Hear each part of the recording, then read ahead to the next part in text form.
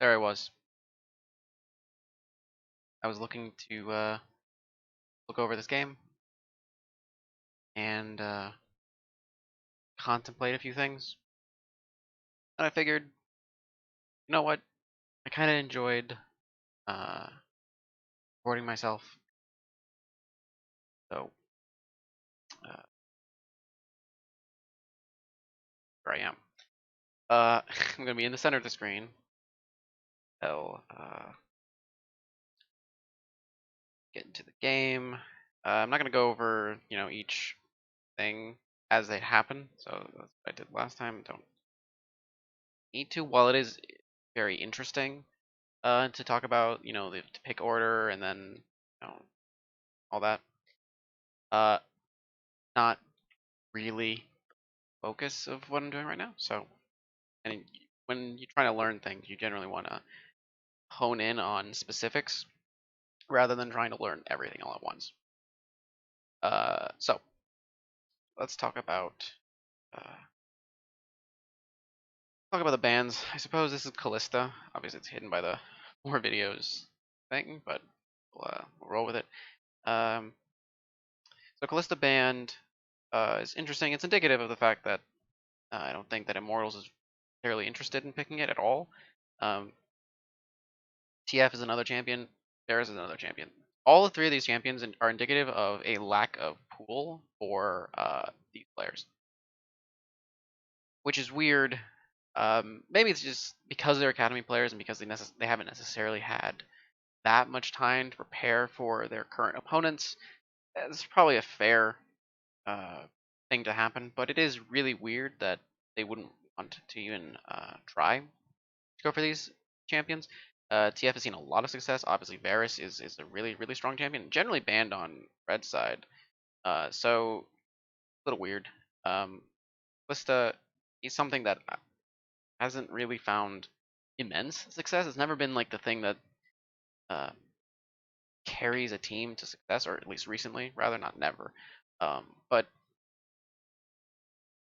yeah, it just feels like some champion pool issues. Again, probably has to do with the current competition, and also, this TF is a coordination focused champion, very coordination heavy. So I can see why a team wouldn't necessarily want to go for it. Then on the other side, Malphite, Syndra, and Nidalee. Nidalee is weird, honestly. That isn't to say that Smithy couldn't play Nidalee, but it's just a strange, at least in my opinion, it's a strange thing to want to remove champion from his pool. Frankly, I mean, the Lee Sin is also weird, but we'll get into that. Nidalee is considered a very, I think, mechanically focused jungler, so not really something that is you'd attribute to Smithy. Not to say that he couldn't play it. Obviously, they think that he can, and or he can, just not something that you think he would play. Also, it is very specific in a draft. Like you don't just pick Nidalee and then just roll with it. It's not like a pick and forget champion like Trundle is, at least currently, or the way that people treat Lee Sin. You have to actually pick around it. It's not just something that you just pick arbitrarily. Syndra is actually one of those things that you can just pick arbitrarily, and it's a very good champion, so fine. Alarim has shown a lot of success on the Malphite, so sure. Then we go into the second phase. You know what? Just for the sake of first lower the sake of Fight for Lorem. He's out of there. He's super well. I believe he does pick now. Nautilus here, right? After his time in academy, nobody. Okay. I do like it. Okay. Well, right here. So these are all the picks. So Leona, obviously with this core, they haven't shown as a support. I suppose it makes sense. With Volibear and with Trundle, you generally want to go in and dive towers. You're not really afraid of going around a tower and trying to dive anyone who's under it. Um, Aphelios doesn't really like doing that, but it's fine. With his Gravitum ultimate, he can do that relatively well. It's not that big of a deal, I guess. He does have the utility in that respect, so sure, fine. Leona would just add on to this core. And LeBlanc would also kind of add on to this kind of aggressive, dive focused composition, which makes it very difficult to get anywhere, scale up in the game, which, given their champions that they were going for, makes sense. I circled Urgot. Not like he's not an Azir or an Ezreal in terms of scaling, but um, he does do quite a bit later on in the game. I feel like he's probably more of a mid game champion, but I think that he doesn't just fall off a cliff like other champions that exist in the game. So these two would be very aggressive and make it difficult for Azir and Ezreal to do their job, basically. Set and Ornn are in line with that. First of all, the kind of tank focus in the top lane, um, as well as the same kind of idea, because Set is a champion that goes. He can go both directions, but he's actually better when people go into him. Same thing with Ezreal. Same thing with Azir. This is again kind of like this because he does have a range thing, and yeah, but he's Urgot isn't, obviously they weren't considering it, but Urgot's he's capable of flanking. He's also capable of defensive because he's a tank.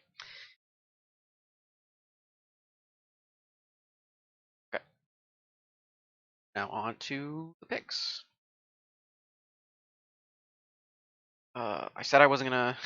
I said I wasn't gonna do the pick order, so I'm not gonna do the pick order. See, I'm just sometimes fine. It's fine. I take a long time. When I look at pick order, I just take actually forever. Okay. So this is the champion. So let's look at what we've got going on. So for this game, by the way, I'm going to be focusing on Immortals during the game, but that's we'll get there. So evil geniuses are very forward centric with some. I draw a very small arrow that direction. With some deviation. So this and this, these are very aggressive champions. Uh, what makes them so aggressive is obviously the dive, um, the stealing of stats, the hook, and so why exactly do I emphasize the directions that they go? This is something that I do. It's a very, very simple way of conceptualizing it. Basically, you just think about, if I'm the champion, where do I want to go in a fight? Where do I want to go normally? Obviously, there are different ways. You can approach different scenarios different ways.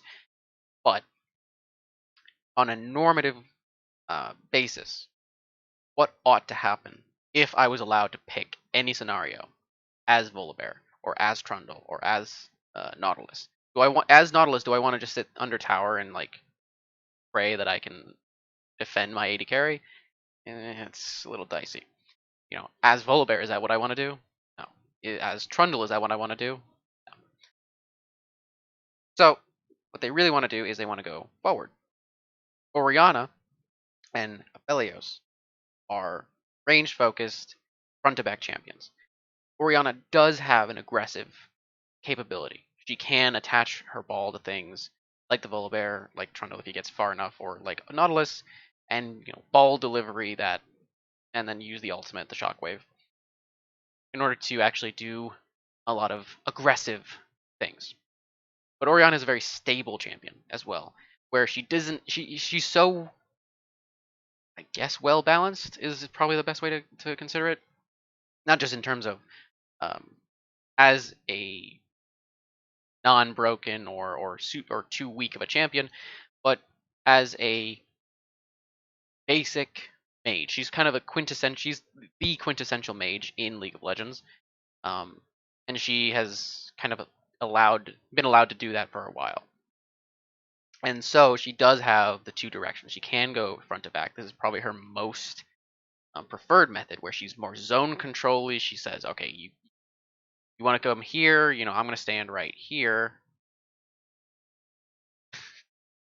This is Oriana, and she's going to have her ball, and she can move it. She says, well, you want to come in here? Nope. Stop you from here, or I can stop you here. She controls areas where whereas the threat of the aggression and the threat of being dived on is the zone control from Volibear and from Trundle and from Nautilus, but the threat is more in your face with uh, Orianna. She will actually threaten your area or where you're trying to go. Aphelios is a front to back champion again, very much so. He does. You can play any champion however you want, but the issue is that Aphelios has no mobility at all. He has no mobility at all. He has no extra movement speed. There's nothing that gives him anything. Generally doesn't build any extra movement speed. Um, as I say, that he couldn't build a Phantom Dancer, I guess, but that's really whatever. Now I'm starting to think maybe Runon's has movement speed, and I just completely forgot. It might. It probably does, and I just am completely forgetting. Whatever. The point is, I mean, it's not to say that it's not it's a negligible amount of movement speed. Actually, for an immobile champion, any amount of movement speed is really, really important. But it's not like he's focusing on movement speed, and he has none to give himself.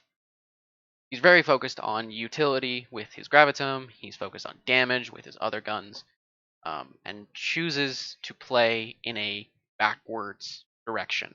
And his is the biggest backwards moving arrow you could possibly have because of his lack of mobility. Because and in fights where you dive, so let's say these guys actually get the optimal fight. So the optimal fight for Volibear is like under tower, because he gets to use his ultimate, gets to shut down a tower, and gets to encroach on an area that is normally considered safe for the opposing team. Trundle doesn't really have the tower shut down, but he has the same basic concept. Go into an opponent. In fights where these guys are doing optimal, like they're just like, all right, we're gonna go in, we're gonna go in, we're gonna go in. Felius is like, all right, team, I'm just gonna, I'll get there. Like you could be all the way over here, and he was just like, all right, I'm coming. That's the issue.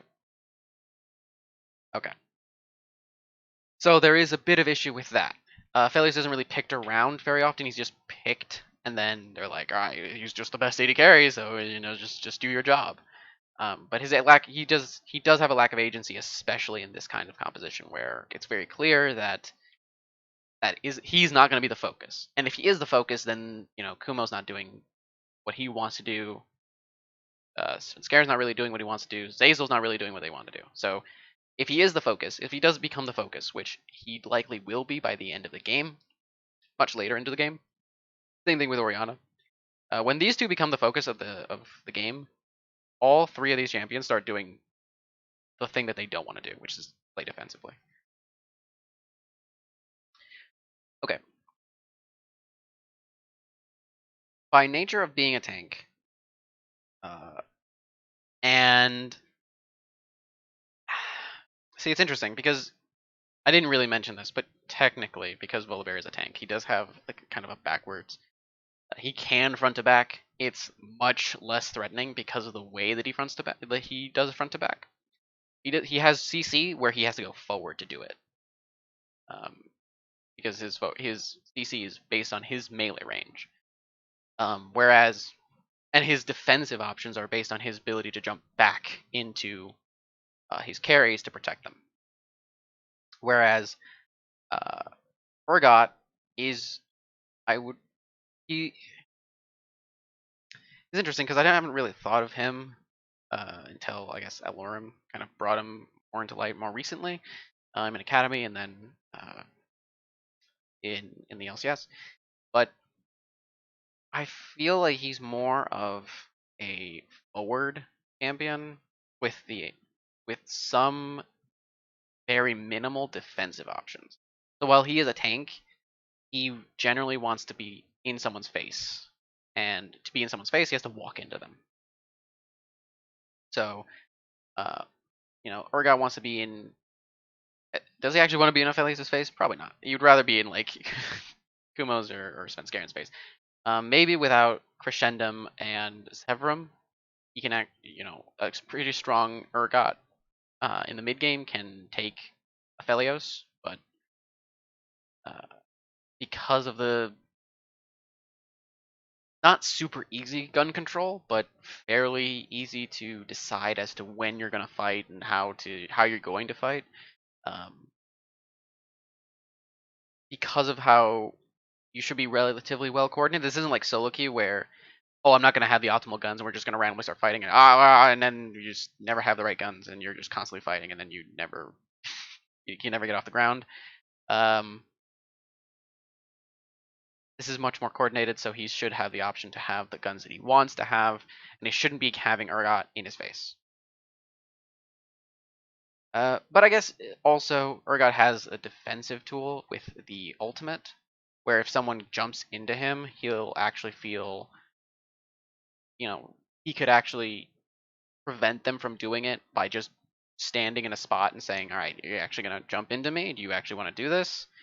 So he does have the defensive option, but I think that normally an Urgot player would rather go in um, and create the fight more so than by his positioning, more so than have someone have sit there and be a threat, uh, or sit there and be a threat for a dive or to anti-dive.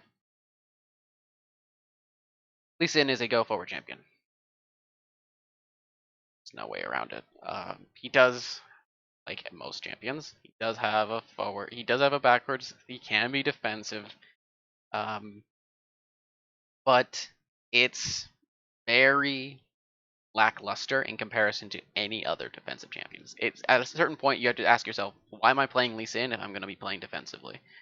And given what you're working with, you know, yeah. Um, Azir is a super backwards moving champion. Again, yes, he can go forward. He can be aggressive if he's very strong.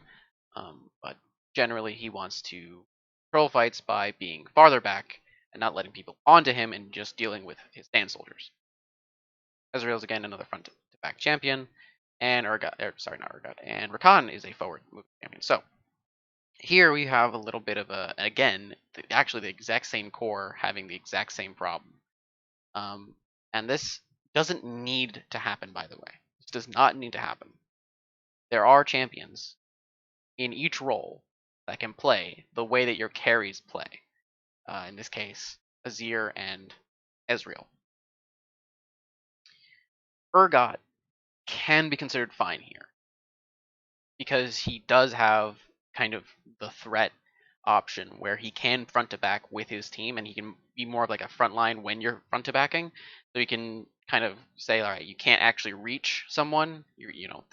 Here's my Ezreal, and he's going to stand in front of him and go, no, you can't. You're not going to reach him, and if you do, I'm going to just flip you out of it. And he doesn't actually necessarily lose too much when that happens. In fact, Urgot really would rather people come into him because his mobility is fairly limited. Whereas because of the mobility of your Lee Sin and because of what you got with Khan, these are both forward-moving champions. They would much rather go in and disrupt the opposing team. Lee Sin would rather kick Aphelios into his team so that they can do the things that they want to do. And Rakan would rather go in and CC Aphelios or Orianna or whatever, any target he can reach without feeling like he has to sit here and be defensive for Ezreal, which generally isn't necessary. You don't need to defend Ezreal because he can kite on his own. But you know, Ezir has a harder time with that as well. So this team has a lack of defensive options because of new champions, because they are going to generally want to go forward. Alternatively, if they are doing, and if they're not doing that, right, if they're not getting to go forward, then they're not going to be useful, and it's a question of why did we pick them in the first place. Now let's look at the matchups. So that's just in terms of the congruency of the compositions. The matchups don't seem super favorable for Immortals. I'm actually not sure how the top lane matchup goes. I feel like Volibear probably wins because of how abysmal the 1-3 that Urgot has, unless this is why he has a fairly obvious cheese strategy in solo queue. But maybe that's my limited view of the matchup, and I'm not entirely sure. So I would imagine that Volibear is stronger, but maybe it's a case of Urgot can be surprising, or Urgot can um, do more in a specific thing that Immortals is looking for. Uh, the jungle matchup is, I mean, it's not it's not super relevant. They're not actually going to try to duel each other. But if Svenskeren, if the only time that Lee Sin loses the 1v1 is if Lee Sin walks into a Trundle that's sitting in a bush. Generally, I think, as far as I can tell, you know, I don't have hundreds of games of data or knowledge to inform me of that, but based on what I've seen, that's how it generally looks. If Lee Sin walks into uh, Trundle, then it's a bad time for Lee Sin. Any other case where Lee Sin actually can see Trundle, knows where Trundle is, and can just jump onto him using all of his abilities, it's a good time for Lee Sin. It also might be based on levels. Um,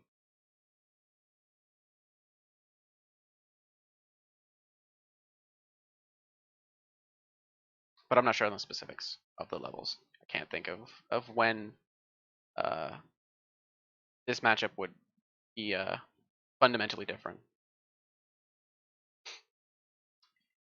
Mid lane is probably whatever. Azir generally likes to farm it out, and Orion is actually kind of a lane bully, or has the option of being a lane bully, so Azir probably should be behind early on, and then hopefully over time he can kind of catch up in experience and levels and gold.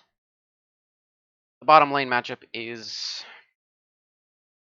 see, it's interesting because generally Aphelios just beats Ezreal. He's just better at Ezreal. He's better at being a carry. He's just better. He brings more to the team than Ezreal generally does. And in this case, I think that that's true. Like, if this was reversed, if Aphelios was here, I would feel a lot better about this composition. I don't. I still wouldn't necessarily like it, but I would feel a lot better about it. Um, so, hmm, it's probably. I mean, the thing is, because of how this works, I would imagine that it generally looks like Ezreal can keep on his own. So for the first few levels, maybe Ezreal and Rakan can maybe get a push in because Aphelios isn't super great at level 1. Um, and then Rakan can move more readily and doesn't necessarily have to babysit Ezreal, whereas uh, Aphelios is fairly vulnerable without his support. All in all, I think that because of, with the exception of Aphelios, because there's at least some semblance of congruency in this draft. You have the aggression here, and you have a champion who can be aggressive if she needs to be, um, and can like zone control. And then when they encroach on your zone, for example, if they can actually like push her off, they can then Polar Bear can step in, and then she can also ball delivery with that. So because there are options, and because they have the front to back options, and they have defensive options and aggressive options. So I think that they have just more going for them in this draft. This is really not super great. I don't feel like that's super great. This is a bit of a question mark for me. Obviously, as demonstrated, I don't know that much about Urgot. Um, and then you've got like two carries that feel like they're just not allowed to carry in this composition. So I don't know what Lee Sin's job is going to be. I don't know how he's going to execute his job, even if he can find a job, right? Like, oh, I'm going to kick this guy into our team. Okay, how is that? How are you going to do that behind Trundle Pillar and uh, Volibear? This is assuming, of course, these are 5v5 situations, which 5v5 situations, I feel like this team is better too. Um, they just have more burst damage, and this is more of a DPS team, I guess. If these guys can survive the initial uh, initiation by evil geniuses, then it becomes an issue for evil geniuses, because now if they survive Oriana's shockwave or whatever Volibear's ultimate is now called, I actually don't know, is turning into a giant bear. Uh, if they survive the initial start of the start of the fight, uh, you it might be really beneficial for Ezreal and for Azir and Urgot, frankly. Problem is, I have no idea how they're going to manage to do that, and oftentimes it looks like they're going to go in anyway. So, assuming that they get that option to go forward, that these guys are trying to actually go forward, I just don't understand. Like, it feels like the counter engage is going to be way better on this team. So, Evil Geniuses have the better draft. Times like some spot games from standard team fight It's based just composition. Now I will say while Z-Game I is good enjoy on damage Freaks focused team and players. oh, This that's Orchid right, this game, game right? had That was the the very first pause game of the because split for them, Xmithy right? When they dismantled CLG very, he very hard went on with their first game. So heal, I think, back instead of runners really smite, well. I like that he's on a champion with some which agency in the Oriana. whatever. Can be the big playmaker, can go for flash shock when it's Obviously, not as needed. So he I knows think he's gonna this take fits him smite. very, It's very well. I maybe still he think just forgot, or maybe he thought he would have already had points smite, here. because why would I he like have crab. heal? Okay, so let's just go back to just before the 5 point. Okay, so everyone goes to 5 point, and let me just. Oh God, I have no idea what that just moved there. It's fine. Uh, uh, okay. Cover evil geniuses, faces, And and all happy to be here. I'm definitely happy to be here, Kobe. I am excited. I love Phase Castle League Rush of Trundle Legends, and I is really do think you're going to get some interesting. good stuff out He of this definitely, game. I like I both these teams. think Like the that really solid hurts his ability to Kumo duel the flash, Lee some Sin. So IQ even in flare. a That one case was where not in he the bingo, can nor was the crab. get the You know jump what? on That's Lee Sin, fine. He's I just don't going think for he some wins bonus that points now. here. It The seems like crab he's he's more trying to against just Urgot. I don't know if run that's typical away or not, but from I'm a fan. any option I like it. I like that. like it. Did you notice that Svenskeren also loaded in with the crab? So maybe they double crab gank the crab got. Too bad he didn't choose that actual skin. But I I need really to am going hold to be on. looking for those early opportunities, I need to think about especially this.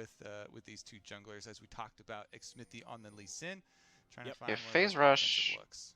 I need Riot next patch to add a. there's nothing to He needs really all the talk team about. flares. It's He just a doesn't even have 5 point to have start. live either to be one of the pop-ups because This is a Sven will push defensive that on ward, cooldown. a So fairly just be defensive his ward. They didn't really touchdown want to go screen into the forever. Raptors, so Banger, there's a vision banger line play. around Yeah, banger the tweet river. or banger Nothing too play. extreme. It's Hashtag going to live be evil, just every up time. Just to the two of them together, you know.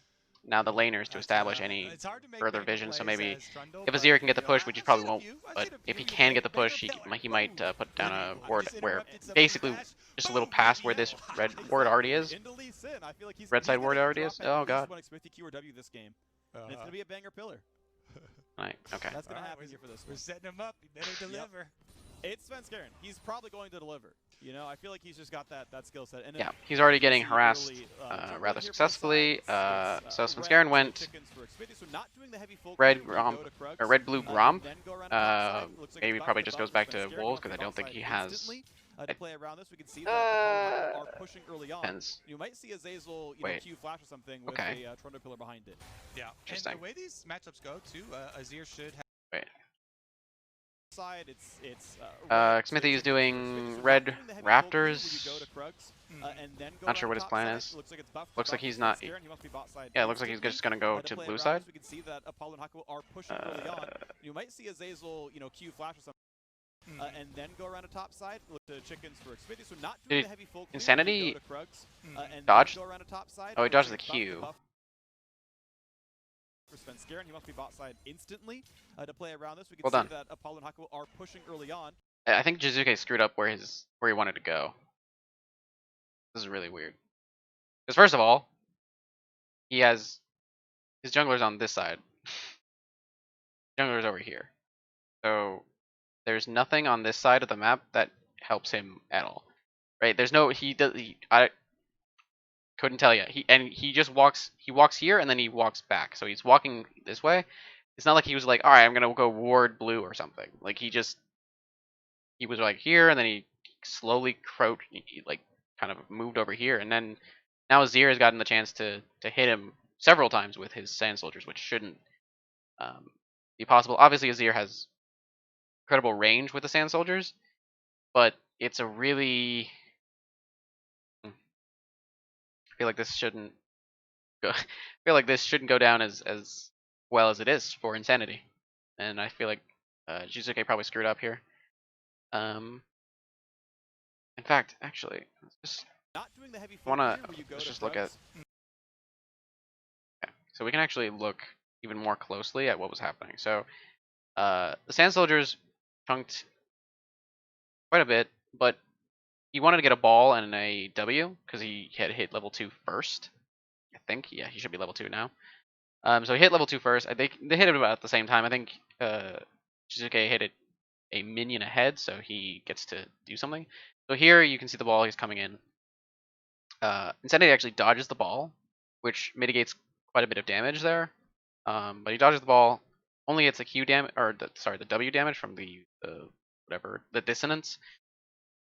And then Shizuke moves down this way, which is which kind of helps Insanity because he was already positioning up this way, and then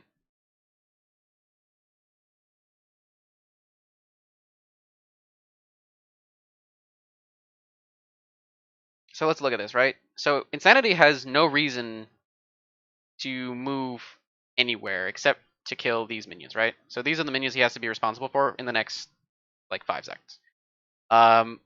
So he wants to be in range of these 2 minions, and he's just going to be in range. If we look at pretty much all of the minions are equal except for this one. So this minion right here is Jizuke's target, his next target for CSing. Uh,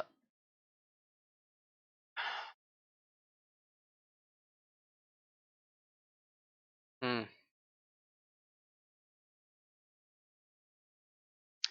He also, because he still hit the dissonance, but he didn't use it because, and he can't because there's more minions against him. Are there more minions against him? Wait, is he level 1? And then Oh, he's level 2.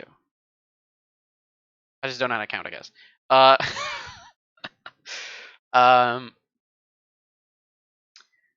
so Insanity needs to eventually position himself to hit this minion, but this is the order of the minions dying. 1, 2, 3, assuming that everything goes whatever. Yuzuke's next minion to die is this one, then this is 2 much later, and then maybe 3. So he has to position himself here, but he cuts himself off and doesn't let himself get out of the Sand Soldier. So Sanity just positions Sand Soldiers here and here. So what was the better option for Jizuke?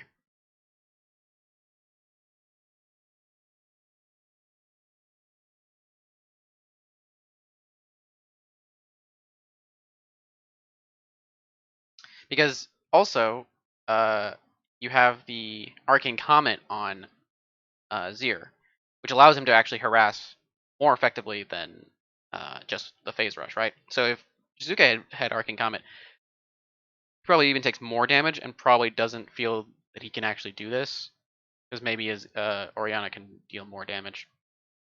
But then he also walks away. So Go around a top side. he walks away, and then Insanity uses the position. So, yep, right there. Inya's dead, right? It's red to chickens for Xfinity, so not doing the heavy full clear where you go to Krugs and then go around a top side. It looks like it's buff to buff for right there. So he positions himself to get this minion because he used his QW.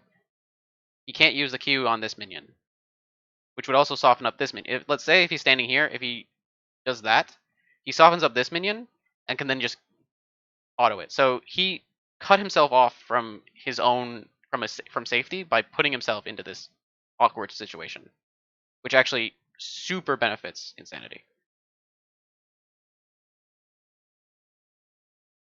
And because Insanity, I mean, he's literally in melee range of the minions that he cares about, right here. And now he's chunking Jizuke even more and more and more. And because the Q dissonance was the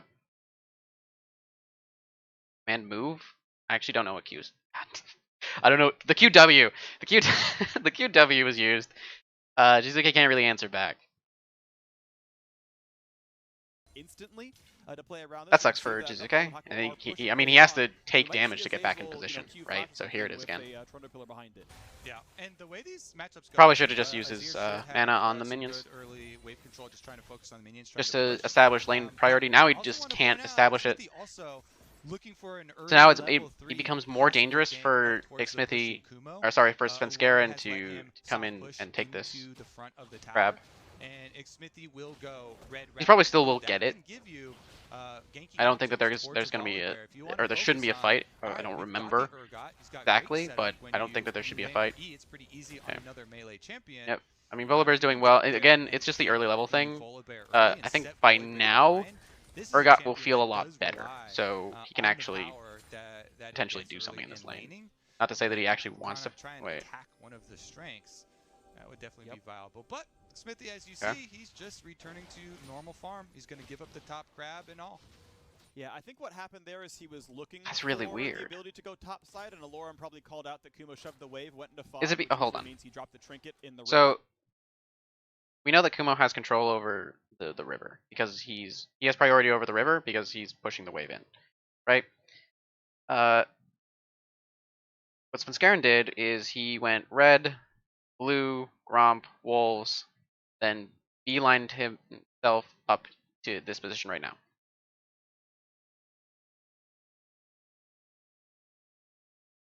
But I feel like there's what is he gonna do here? What does he do here? Can he actually get a flash from Alarim right here? Because you don't just sit in this bush for no reason, right? You assume that Alarim is going to, hit this minion. Maybe he has to hit this one with Q. No, he doesn't, because these are the ones that are going to die sooner. If Svenskeren might be patient enough for Alarim to maybe have to walk here to Q this, and then he can put down a pillar, which will force Alarim to flash. So, sure.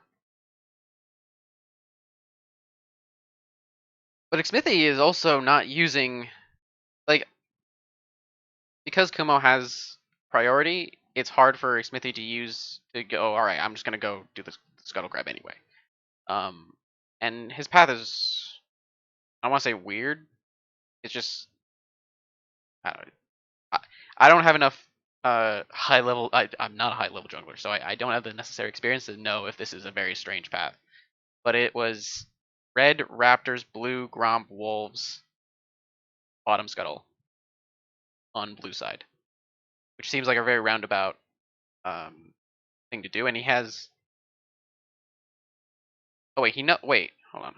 They know that Trundle isn't here because of this ward, right? I actually don't know when they put down this ward. Early in lane. Up towards the pushing Kumo. Right here at 234. So there's a ward here. They know Gromp is dead, Blue is dead, based on Hakuo's ward.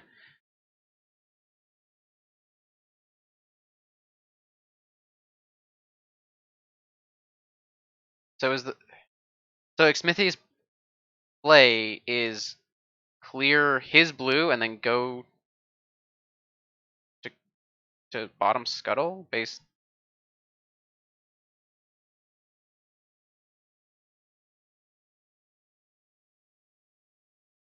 Okay, wait. So obviously they don't know when this happened, right?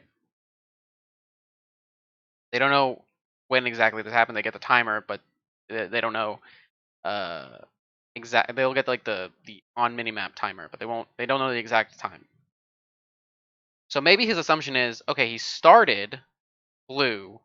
Now he's going to be on the top side of the map. Kumo already has control over the river, so I'm going to push backward and go bottom with my mid laner and my bottom laner with control. That's probably the play. Okay. I had to think it through. That was way too long to come up to that conclusion, but we got there. Alarm has let him soft push into the. If you can get up there and gank the attack one of the strengths, that would definitely be viable. But Xmithie, as you see, he's just returning to normal farm. He's going to give up the top crab and all. Yeah, I think what happened there is he was looking for the ability to go top side, and Aloran probably called out that Kumo shoved the wave, went into fog, which usually means he dropped the trinket in the river. And he's like, okay, my jungle path is not going to lead me to a gank. It's not going to come through this time. Never mind then. So Svenskern's going to play top side. He's like, look at that pillar. Okay. Knocks off the shield. That's fine. Makes it a lot easier to kill a scuttle crab. There's really a lot of hype for that pillar. Xmithie's going to take bottom scuttle because he has priority in that lane, in that area, rather not lane. Just going to take his bottom scuttle here on that side. And I want to point out, and this is just never. Oh! Svenskern is specifically doing here, spending so much time in this brush. He was not thinking, oh hey. I was so ready for the pillar, man. I was ready. I was like, oh, he stepped forward. Here it is. All right. He was waiting for the obvious Lee Sin up, into the overextended Volibear, as a good jungler will do. And this is one of the things that I want to bring up when we're looking at top laner stats and top laner CSDs. This lane, more than any other lane, your CSD. They still, by the way, Immortals does not have the necessary information on Svenskeren. They do not know.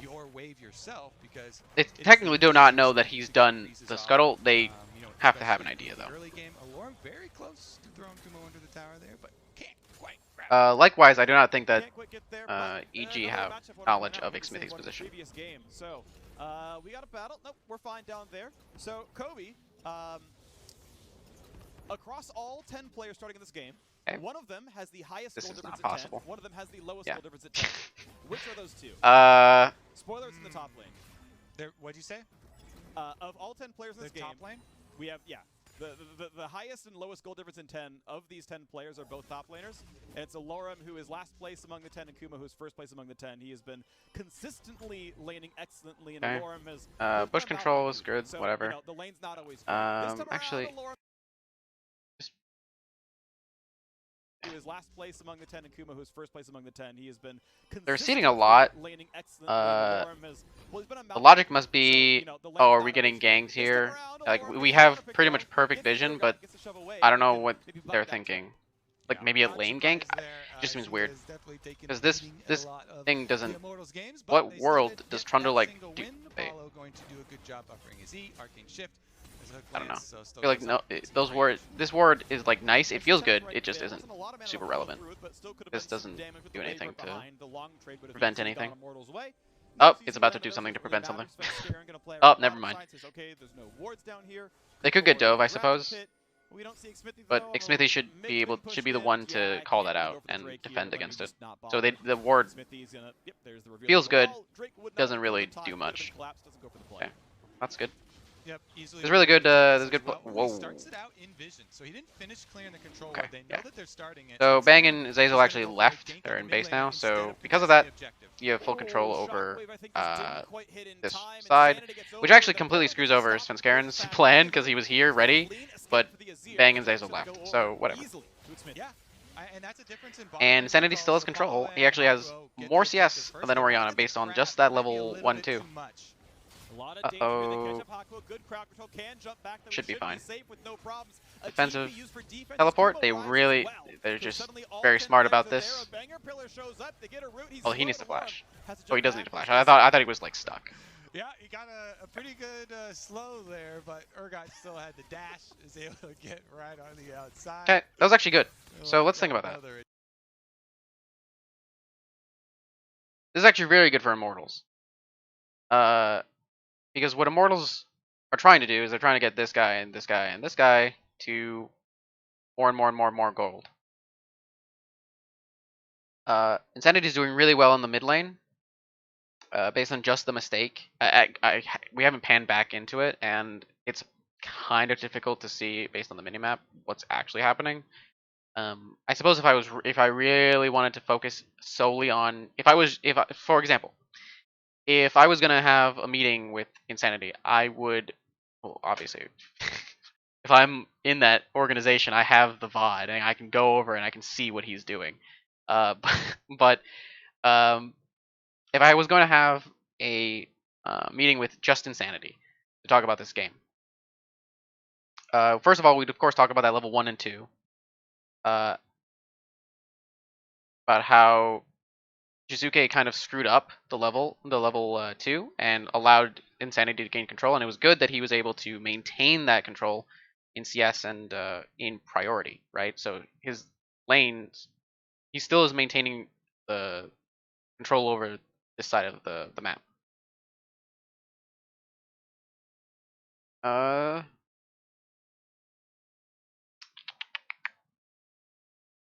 think Smithy played it well. Actually, let's just what was the particular reason why they left? Because they didn't actually highlight why they left. They just pushed it into tower and they were like, "All right, we're done." Yeah, that's what happened. Yeah. Which is weird because you'd think, oh, if I think that they spot. Hold on, they spot Svenskeren, 100%. They go for the Drake here. Right? Let me just not bother. Smithy's gonna. Yep, there's the reveal over the wall. Drake would not have been killed. I didn't catch that. Okay. He's recalling. Once he recalls and they have vision, they're pretty ruined. I don't know if Bang is already gone.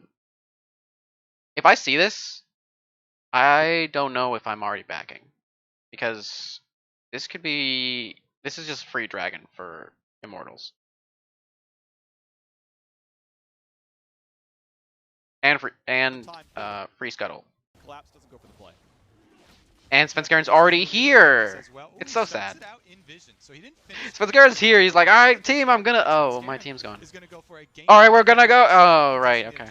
Oh, Shockwave, I think, just didn't quite hit in time. Insanity gets over, and the It was actually really well done. He timed his clean escape for the Azir, and um, Drake's gonna go over he timed his escape well. Yeah. His dash. That's the difference in bottom lane recalls. Apollo and Hakuo get the Yeah, objective. I mean now they're here and they can maybe aggress, but what happens here with the teleport is so good. Does he actually come in first? I want to know who. They want to get the crab. That might be a little bit too much. No, Kumo comes in first, which makes sense because he's the aggressing player. His team is the ones who are going in and saying, all right, we're going in, we're looking for something bottom around Scuttle. So Kumo says, okay, I'm coming in, and he's actually prepared. You see that.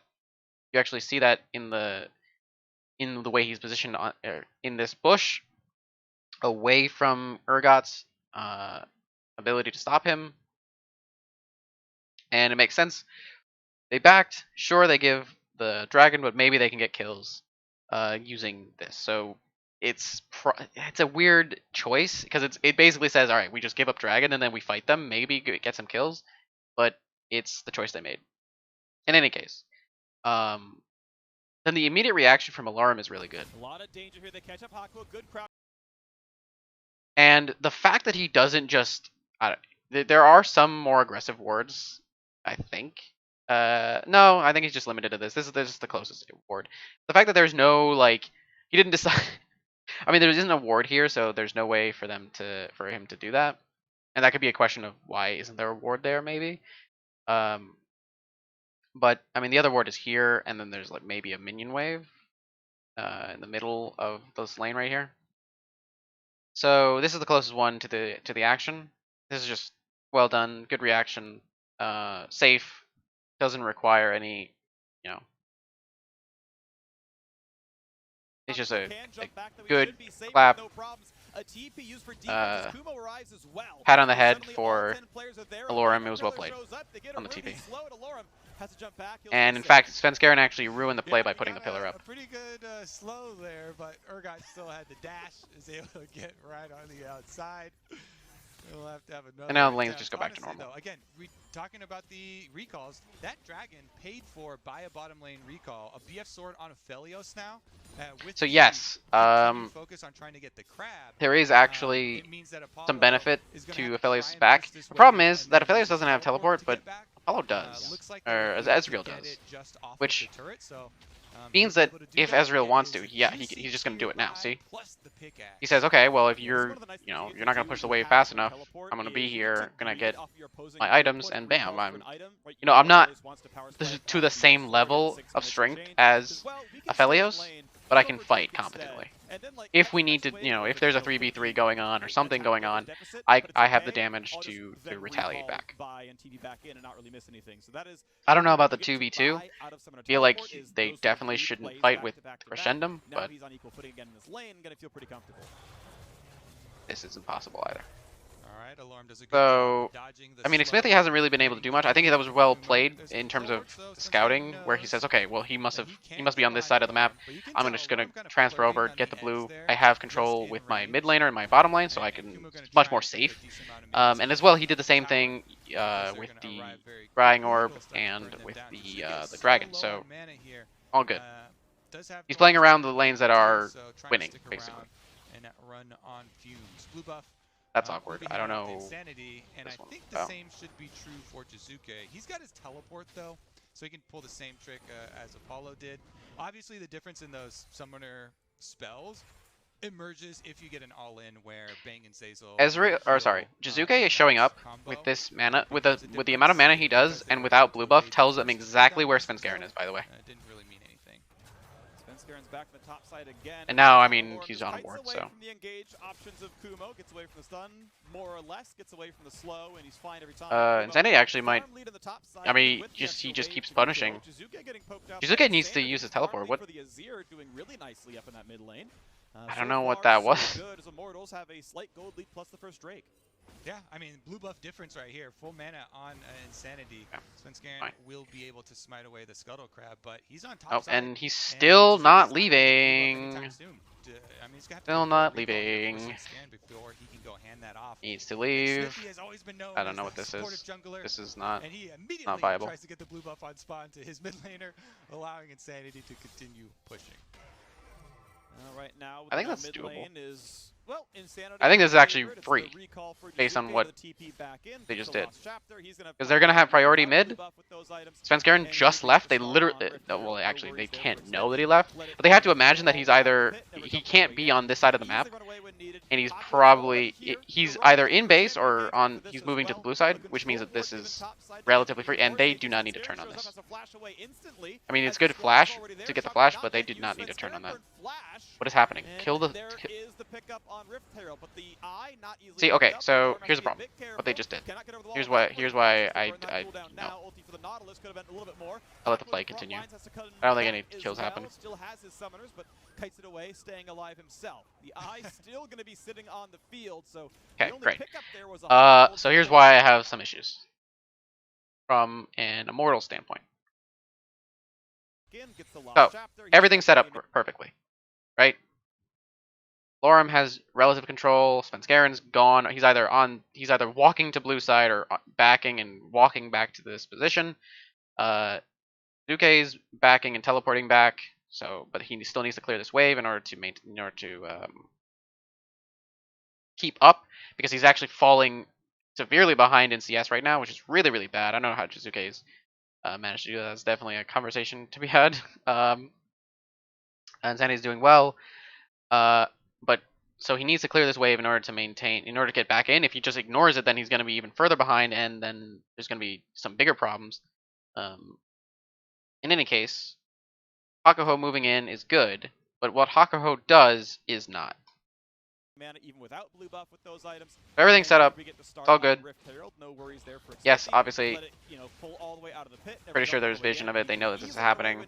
Hakuho's already here. They're rolling not even for champion ganks, but for this as well. A control ward given top side to give him even more safety. Svenskeren shows up, has a flash away instantly as the squad is already there. Shockwave not yet used. Svenskeren shows up, has a flash away instantly. He can easily run away when needed. Hakuho's already here. They're rolling not even for champion ganks, but for this as well. Hakuho does not need to grand entrance this.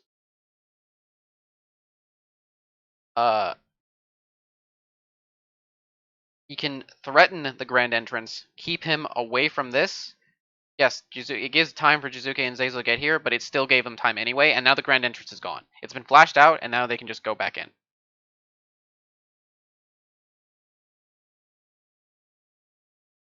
Whereas if they just hold it, have Insanity position and his soldiers to chunk him out,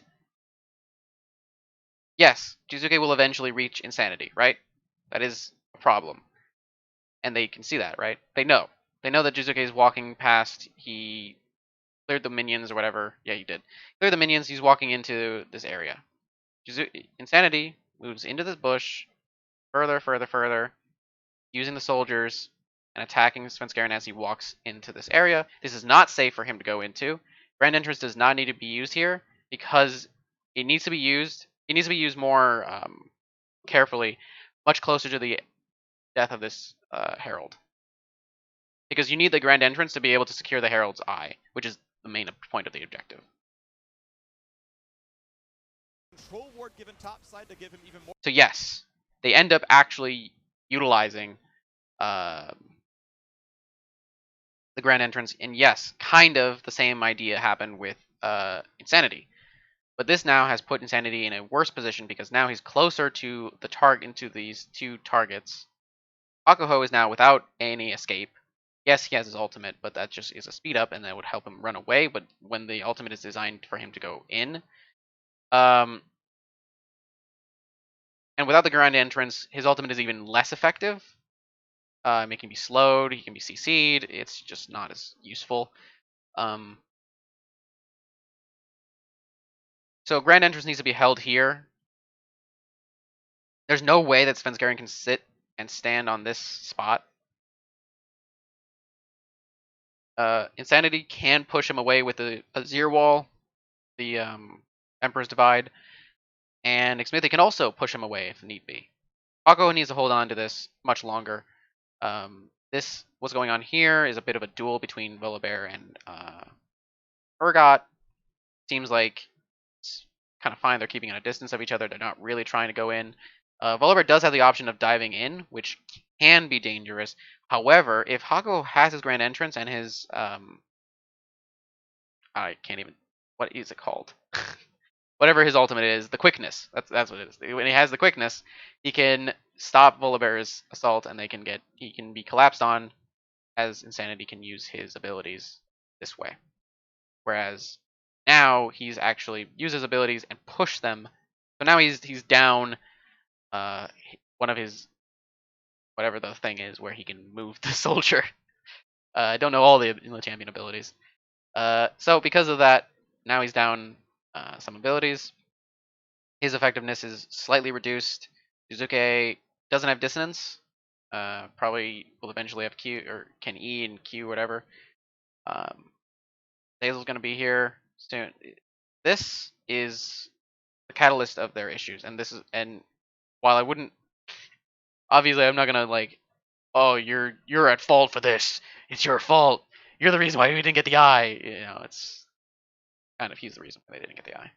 Fortunately, holding the grand entrance I think would have been enough because then it gives them tools to fight. Just one more tool and two more tools. Identity moves up this way to join his team. And you can actually invite a full-on 5v5. You have Hakuho coming in. It's a little... And sorry, not Haku. Apollo, sorry. Hakuho's here. You have Apollo coming in, and it's a little antsy. I think the casters eventually say that they're a little too quick on the trigger. And I generally agree. I think that Hakuho needed to calm down just a little bit. He got a little hyphy on the play. Outside of that, I think this was well set up. It's just down to execution on that one minor issue. More safety. Svenskeren shows up, has a flash away instantly. So now Apollo's here. Can't really do anything. Svenskeren has no... Feels like there's no actual danger, and then they can just encroach on the area because there's no one that can stop them. Cannot get over the wall without burning flash. Has to burn that cooldown now. Ulti for the Nautilus could have been a little bit more. Haku in the front lines. Haku has to use the... Still has his summoners, but Haku has to Haku has to use the quickness out to save himself. They don't really... Alarim actually has to use his flash, which would have been fine if it was actually a fight, but there wasn't.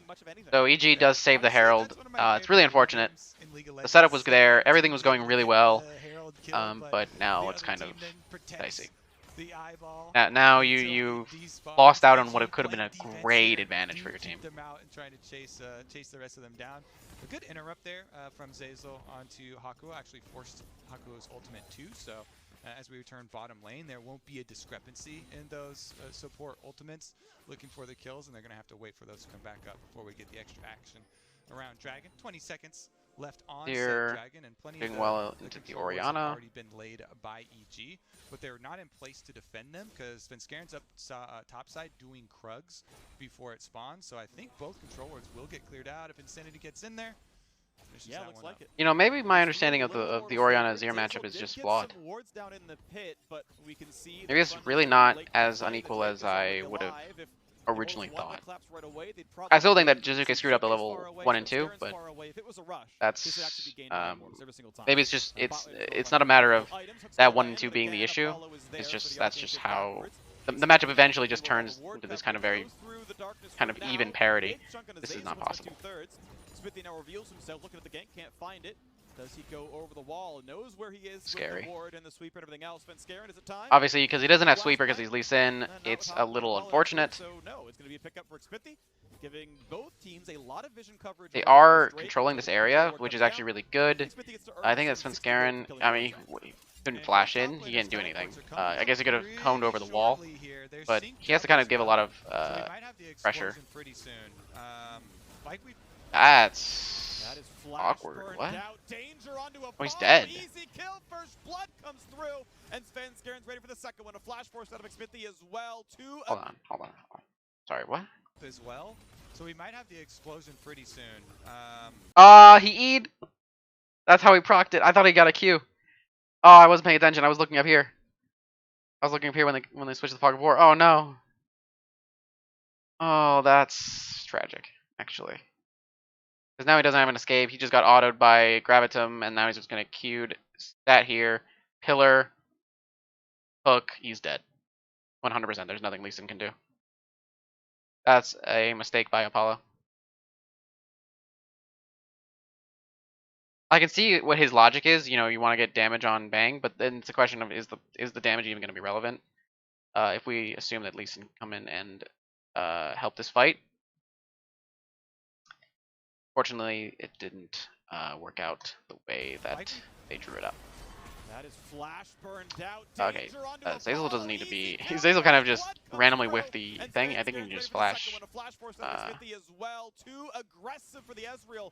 Arcane shifted forward and got punished right away for that. Yeah. Oh, and they had a whole play. Oh, it was... See, okay, so here's the thing.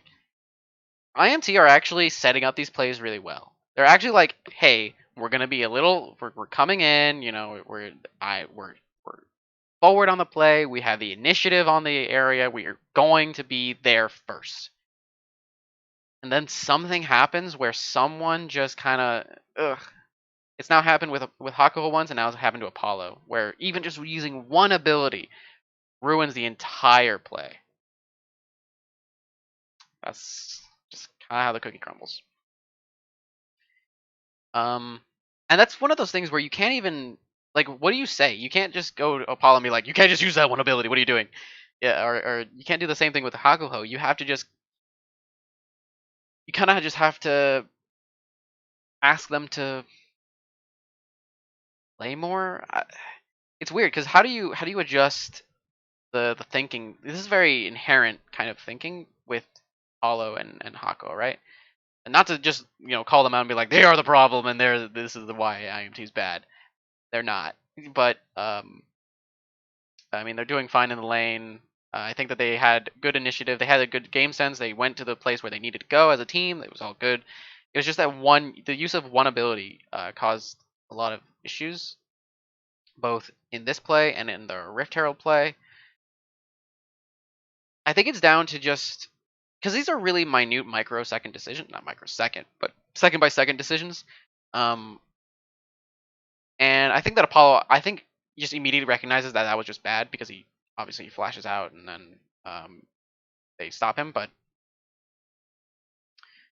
uh, I think again, also with Hakuho, this is one of those things where you might just have to call Hakuho out. I think that Apollo might recognize immediately that arcane shift was really, really greedy and unnecessary, whereas Hakuho might see like the reason behind, like he got the flash off of the jungler. This is probably a win in his eyes. But then you kind of have to present it as if you held on to it, there's more that could have been accomplished. Flash on the jungler is good, but it's not Rift Herald good. It's not maybe crack top or mid good. In this case, it could have potentially. That would have been it would have been pretty dicey, but um, their teleports were actually about to come up too. So Kumo was actually moving down. He's almost at mid, and he was going to come down to the play too. Doesn't need to now, but he can actually take mid and do stuff mid if they want to aggress onto IMT's bottom. And it's I feel like it's a little weird to try to do that, to try to dive this, but they can, I suppose. No, I guess with Kumo they can. They can 100% do that. So yeah, that's probably the play that EG are looking for. Yeah. Apollo obviously just arcane shift is what kind of hurt the play, and the grand entrance was good, but could have been held on for greater effect. So I'm not sure how you even address that. I guess if this, you wouldn't really need to address it. This is kind of like this is just a one-off thing on both of them. And I'm sure that if I really paid attention, if I like just straight up was like watching Elarim's lane, I could tell him, oh, okay, you did this, this, and this. But or we could discuss. Elarim could then recognize, okay, I did this, this, and this, and I might say, okay, you shouldn't have moved here and here, and then yeah, whatever. But if it becomes a pattern, that's when it's important, and you have to recognize, okay, I see that this is happening. You write it down somewhere, you type it out somewhere, you take notes on it, and then you see over the course of like scrims, you see over the course of stage games, and you say, okay, this is becoming a pattern. Seems to be very quick on the trigger on certain things. Maybe Hako is really quick on just going in. Maybe not Apollo is really willing to go forward on his E, and that's causing problems. Whatever. Gotta be full control for EG No, right Kumo now. just calls off the play. Bane's That's fine. still alive, so it looks like they want to start this one up. Teleports again now are available for Kumo both actually top is laners. getting. They get Scuttle crab. shoved off as Jizuke went back mid. Now Zazel's gonna get caught. It's a rebuttal. Burn the stopwatch. Here This come is the a little greedy. teleports in. Is it going to be enough as we have the Volibear here first? Alorum's now there as well. Is it the play? They got 4 in the exact same spot. That ult was tempting, but it certainly wouldn't have been a kill. So not going to burn the cooldown. And Apollo's Just already gonna back walk up. right back on that side of the map. So. Jizuke And easily Jizuke plays in left. mid, He gonna deny dipped. some waves, gonna So the play is a maybe little earn plate weird. or so for himself as these teams still contest around. No, hold on. I just want to note something. One Flash force out of it. shortly. Not with Haku and Apollo next to him, so no, it's going to be a pickup for Xpithy. Give Wait, him blast going? plant. Killing wards off. What am I looking at? And both top Oh, players. this is when. Okay, this is Apollo's Sven dead. Skaren's ready for the second one. A flash force out of Xpithy as well. It all blends together. Arcane shifted forward and got punished right away for that. Yeah, him going down. That's gotta be full control for EG. Jizuke called him off and said, "I'm going mid. I'm going back mid." One up. Teleports again now are available for both top laners. Garen can't really just aggress onto this for free because Insanity's still around. It's a rebuttal. Okay. Because the teleport was in response to another teleport, this is fine. I thought it was in the other way around. I thought Alarim kind of had a defensive, like he put himself here when the play was happening here. So. Just gonna walk right back on that side of the map. Jizuke easily pushes in mid, gonna deny some waves, gonna maybe earn a plate or so for himself as these teams still contest around the bottom river. That scuttle. Oriana's getting just free plates. As EG can do nothing in darkness. And I like that they actually just let Jizuke get minions, get turret plates. He's invested all of his early money in mana. Here we go, EG play on the bottom side. No, there's no way. They see Apollo again. Ulti's gonna land for the slow, the stun, the second slow might land as well, but there's no quite enough follow through. Not gonna be too much there. EG gonna be okay. But maybe if Sven Skaren's already closer, but that was just he was too far away. And good job there by Hakuho, stepping in. Ooh, that's a little. Range with Jizuke flashes. Oh, that was really well done, actually. That was a really good synergy. Those two made great plays. Wait, that was really well called out. On the bottom side, though, they see Apollo again. When did Alarim? Oh, he immediately. He had been moving from well before the play started. So this must have been a call. This is actually really smart. This is a call out. It has to be a call out by Insanity saying, "I'm gonna try to fight Jizuke. You know, maybe." And then Alarim says, "All right, I can respond and I can come in. I'll just beeline it straight to mid and use my ult, and then we can actually do something." And then Insanity, of course, plays it well mechanically. This is really good communication. You actually really like to see this. This is what you want to see in your players. Proactive thinking. You're thinking a few seconds ahead. This is really good. Oh, quite enough follow through. Not going to be too much there. EG going to be okay, but Zeyzal is He's no longer a champion. Also, it's very possible that Alorim made the decision. I'm just coming mid. You better Insanity. You better do something. And Insanity made this play. He was very close to dying. I love these two players working together. Those two That was well done. Great plays. Insanity and Alorum set him up for the alley-oop and knock down Jizuke. Academy LCS at your service. He can kill this wave. I don't know what he's doing. Insanity doing all the Academy players proud, stepping onto the And then stage actually here. this Look at that gives communication. priority And the on Cortez this actually pulled it dragon off. because One Sven thing Skaren has to say, cover mid. I'm scooping him back. Flash here, low health on Insanity, but right into the Urgot. That was really good. ultimate. That was really good. Well coordinated and accurate here from Alorum. Also leads to the dragon for themselves. Immortals slapping back quickly. And look at that, Immortals. And it's an ocean soul. So this is really it's the best dragon soul. So I mean every team wants it. Which is really good. It actually helps them significantly because they are the DPS team. This is the team that says, "Oh, we want to survive longer in the fights and actually, be able to DPS over you." And with Ocean Soul, they can actually do that. He eats the shockwave. Okay, it's fine. Oriana's phase rush is now gone. He flashes first. That was really well played. Jizuke flashing, he still got him. And Alorum showing his mastery on Urgot finds the sniper. Was that an Optic logo? You love to see it from the newer players. Gold on Immortals stage. Once org. again, IMT, Or as you're Immortals saying, bought looking to out climb of that Optic spot. bottom part of the standings with their kind of Okay. renewed energy. poised to do it. They've beaten every team with losing record they've played Okay. so far on this roster. I can't imagine They this beat is Guardians a in thing the that's opener, and like. There's looking to knock almost things no down way for Alarum AG can with actually the win kill record into their Volibear, fourth but game it seems on like this roster. at 2 this and point 6, in the kind of 2 and matchup, 2 especially with on the his roster Black so Cleaver far. purchase, whew, Again, we'll keep track of over the course of the split. it's really Insanity, good I for love how aggressive he's Alarum been, by because the way. So there's many no actual times, full early item come on in, you're like, Kumo. well, I've got And I don't the think he's gonna greatest jungler of he all doesn't want to time on actually my team. finish the You know, Thorn we've Mail. Is got that his option? Rakuo, who's done so many good Might be things what he as well. does, but We're gonna that's sit a around lot of and you tell me what to do. investment He's like, no. Me in and no Alarum, item. we're taking this 2v1. I'm So gonna flash ult this guy. Don't he's worry, I got it. Yep, does it. yeah, And he's it's going really for good to a see him completely play different item, I with think. aggression, with confidence, and it's So paying off. he gets the Bramble Ooh, Vest. gonna get Oh, this is bit. see. Oh, look at that. Yep, What did I good tell kick you? away. That pillar sadly did not stop I any don't think of the Conqueror move changes blocks. that, He's but gonna feel reasonably comfortable. Puts down the smite, but wait, it's he the might red be smite dead. doesn't do a whole He's lot. not dead. Ward hops He away still might from be his dead, wall. Does Kumo actually. want in? There's a reveal. Flashes in for the stun and takes a bite out of crime. Evil geniuses again finding the ways some way back into this game.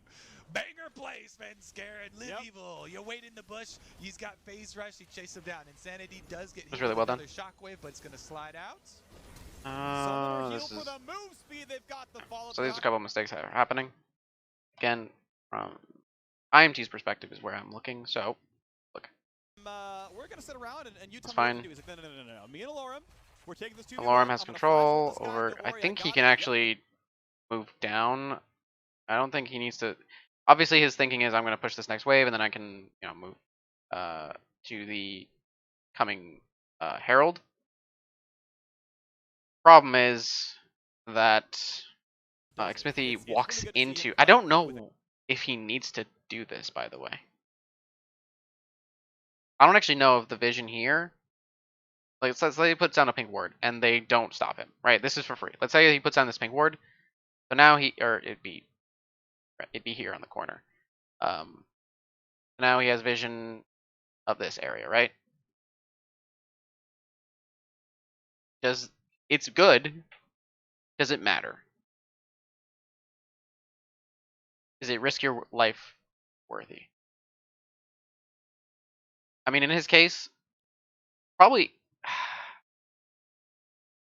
Okay, I think Svenskeren actually just really pro played him.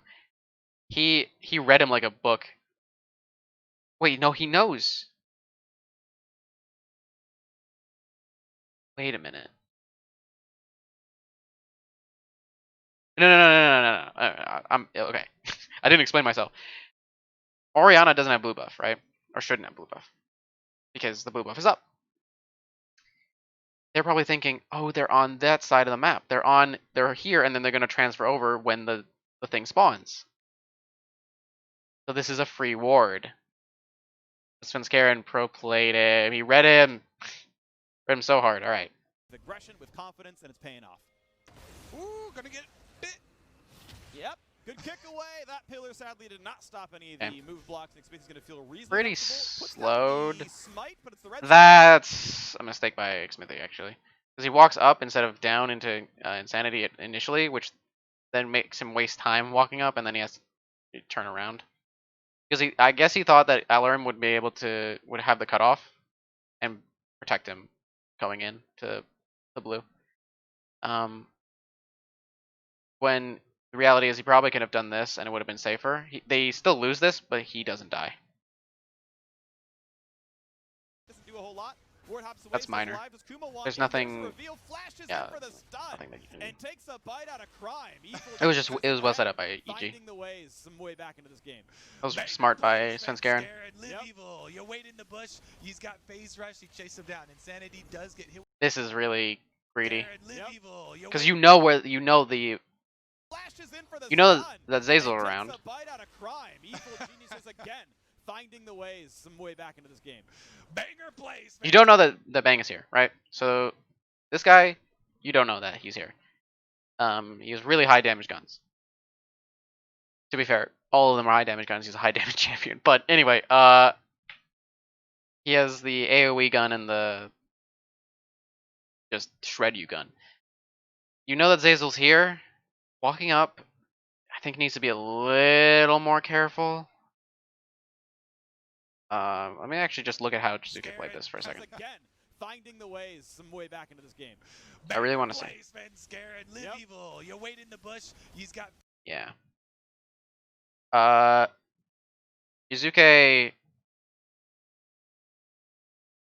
played it so that because he was moving farther back, it forced Azir to commit. He forced Insanity to commit further, and then he shockwaves him, and then he gets caught, and then he just can't escape. There's no way.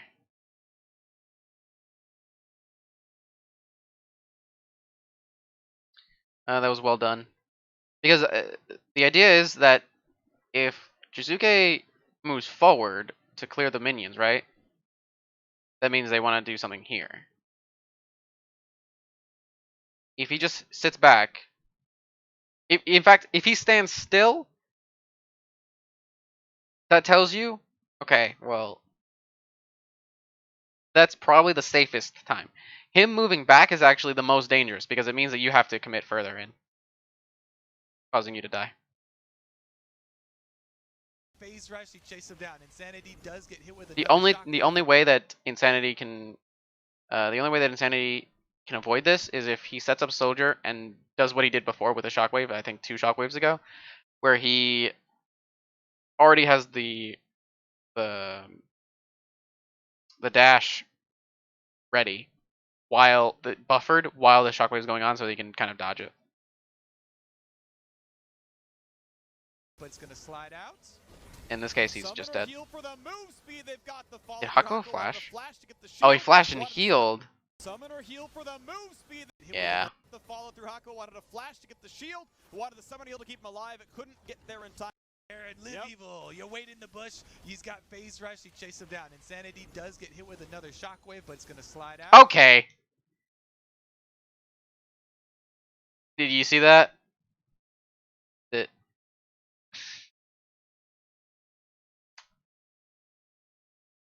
Okay. He's got phase rush. He chases.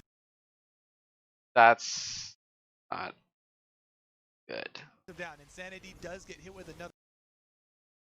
Look what's happening. He should already be beelining it to him. Maybe he actually saves him if he doesn't take the time to hit this last one. It's really, really close. He probably is still dead, honestly. But Hakuo flashed and healed to get to him. This is a huge mistake. It doesn't need to happen. I mean, at the end of the day, it's just a kill. Like, you know, games aren't really won or lost on one kill, but, well, they can be. Not at this point in the game, but they can be. Another shockwave, but it's gonna slide out. No.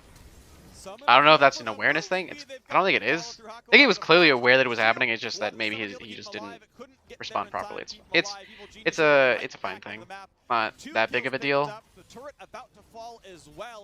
Again, unless it becomes a pattern, right? That's when it becomes a big deal. He spends flash and heal for Aphelios offensively. This is one of the marksmen with the lowest defense. Now they actually get to in the whole game. use the Rift Herald. I don't know if they're gonna break top. I guess flashes, heals to get in range. their play must be we need to get first turret first because Ezreal's gonna claim it. If we don't. Gonna get some damage down there. Of course, no more plates to pick up, but it is some damage all the same. Kumo gonna try to clear out of the turret, but keep in mind his health bar is low. Goes for a play. Turret's gonna drop him one auto, and now he's got to be respectful if he's. I think they get first turret. I think that was first. Oh no! I'm literally blind. I watched it happen in front of me. The first tower was dead mid, so going top. I for some reason I thought to myself that they just didn't kill mid tower. Okay, they did. So that's fine. That's well done by Apollo. Hakuo. Still just take the reset and get back on the map, but in the meantime, top is under fire. The Herald was I don't know if Alarum can actually do anything here. Great killer did interrupt Alorum that time around. Herald will die, but that turret dropped very low. Bang not willing to go the rest of the way down, but Alorum down to 1/4. Yeah, I believe he just ran out of ammo for I don't know about that one. extra range caliber. That extra damage doesn't matter. Left, so no easy shots onto the I feel like it probably would have been even more beneficial to. Okay, good. I guess. Big damage there. Zazel does have flash, doesn't burn it. Wait, he burns it at 5 HP. Zazel loses the cooldown for nothing. He still goes down, and he still. I mean, it was good. I feel like they could have aggressed onto the scuttle if they wanted to go for anything. thinking emoji I think for that Azazel there. the tower is just They not were an actual in the objective process of that they can complimenting him for get. not It's an objective. It's just using the flash not something after they can get at realizing that he's moment. dead. Yeah. And then it happens. And then did. Yeah. You gotta, yeah, It happens. especially if you're gonna use it, gotta use it to dodge the initial Azir sec. Insanity gets right back up. You know, he got chased down under his tower, still makes the offensive play. Still looking for opportunities for Immortals. EG hold on to their 1,000 gold lead, though, and the extra turret means most of that.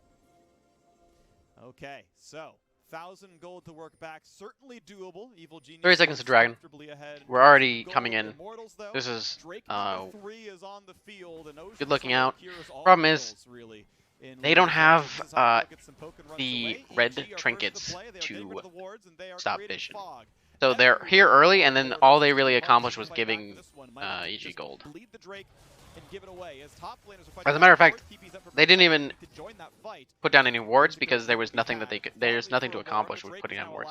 Pago still has 3 wards in his inventory. But will there actually be a play? 2-level lead In his I feel like they actually need to get him over there then. Support They item. want to fight for the Drake. He's so much of their power right now. The Drake is taking damage. Hakuo has to kind of come around and try to find vision. This is going to get dropped dangerously low, and Sven This is theirs. easily They have to give it grabs up. the Dragon, as now Evil Geniuses are on the board in terms of neutral objective. They have to be really aggressive, and they don't have the position on Apollo. They don't have the Insanity was really far away, so they just couldn't. Bring in the control wards, all of them just start spitting out the fog. They cover the Dragon in darkness and will put a stop to the hopes of an early soul for Immortals.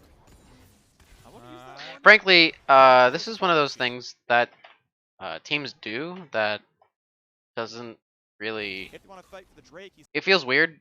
I assume the logic is force them to commit to this and use resources. If they come into us, maybe we can actually do something. Otherwise, you know, Apollo, Ezreal doesn't wave clear as fast as Orianna does, which is why he ends up being here when the dragon's dying, and Orianna can down.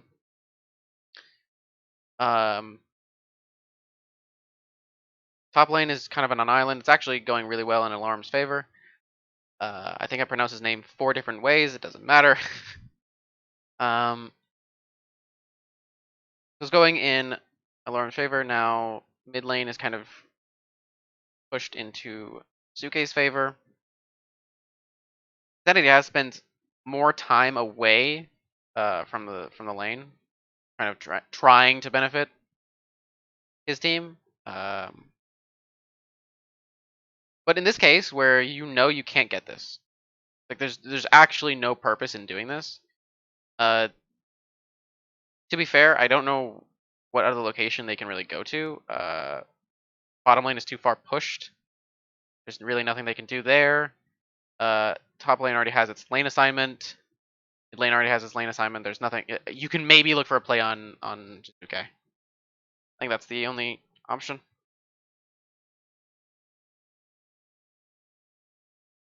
Or you should.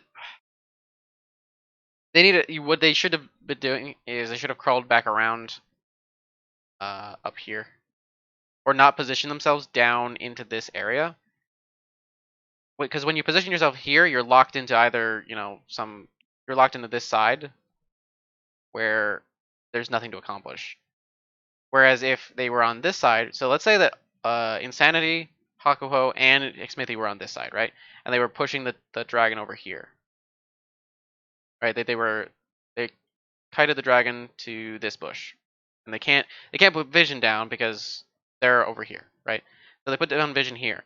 Because they're closer to Apollo, they can actually make a play onto here, or they can, assuming there's someone here that I don't think there would be because they should be around here. But if this wouldn't even be available to Jizuke, and he would have to back off because 4 members could hop onto him at any given moment. Yeah. This is just weird positioning. I think what needs to happen here for them to kind of adjust themselves properly is they need to understand that once they've aggressed onto this position, and based on the way that the waves are, I think that this was how before I say anything about the waves. Where was mid For lane? Alorum, the Drake is now alive. Smithy wants to be nearby. Yeah, I mean, look at the Fog of War, right? They knew that they came in here. They knew that because they saw their trinkets dying, or their wards dying, thanks to the red trinkets. I think that they need to crawl back because there's nothing they can do on this side unless they just go in. I mean, this whole thing is just not actually. There's nothing. This is not anything. There's nothing to accomplish on the entirety of the yellow squiggle. Um, Whereas if they're here, they're getting spotted out, right? There's wards here. They know that there are wards here. That they can clear the wards. First of all, that's one thing. They can actually potentially aggress onto this. This should be kited this way. And Jizuke can't just walk in here. So the Fog of War is such that the line is like this. If they're not able to walk into here, the line becomes even bigger. It's like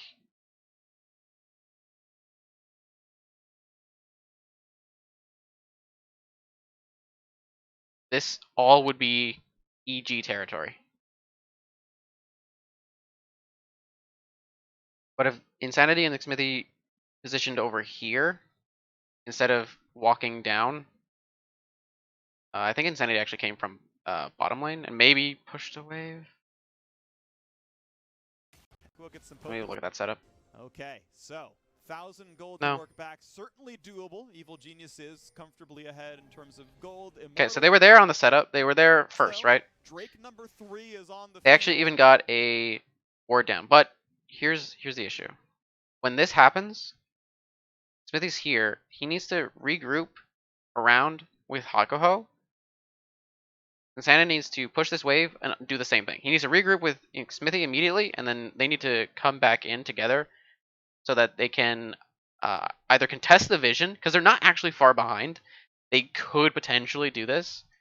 And with the fact that you have a waning effectiveness on Lee Sin, you might actually want to. You also might want to put down wards so that you can actually have Alarim flank if you need to.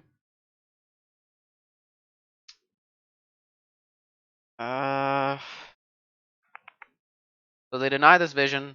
This vision's gone. This vision's gone. They put down some wards here. EG put down some wards there. So if they gather together, they can get rid of this vision. They can actually walk together. They don't have any red trinkets, which is I assume because 1,000 gold lead though, and the extra turret means most of Hakuho that. used it defensively. Okay. Uh,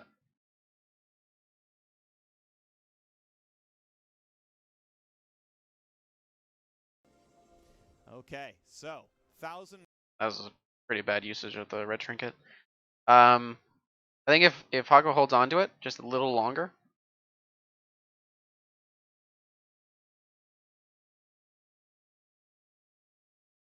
Well, I understand the reasoning, but you also have to understand that if they start walking into you and you just immediately back off, like there's not even a contest, you're not you're not like, oh yeah, we're gonna fight you. Then you're making a really awkward decision because it means that you're using something to remove defensive vision, but as soon as they walk in, they just give them defensive vision again. You give them their offensive vision and lose out on your defensive vision, or I guess defensive fog of war, which is problematic. So in this case, I think it's down to, I guess, understanding that there are going to be occasions where if they just walk into you with enough numbers, which they're bound to because of the spawn, and you're just going to walk away without a contest, then you can't use you have to hold on to a red trinket. And if you're the only red trinket available, then you have to hold on to it as Aqua. So that you can you can re-deny vision by going forward and gathering as 3, or Apollo comes back in, so now you're 4. With Alarim, he actually has both his summoners up. Kum only has his teleport. So you can actually potentially contest this. I think Alarum is actually really, really strong here. Problem is that Peleus is already pretty strong, so that's a bit of a danger. So yeah, I think the better play is Sanity comes in, pushes this wave. Smithy comes in, denies this vision. I think there's a red trinket. There's not red, pink ward here in this bush, next to the thing. Aqua holds on to his red trinket because the wards aren't necessarily like if they have offensive wards here, you can clear them when because it's on 30 seconds, right? There's 30 seconds. You know they're coming in. You have to know that they are very likely to walk into this area.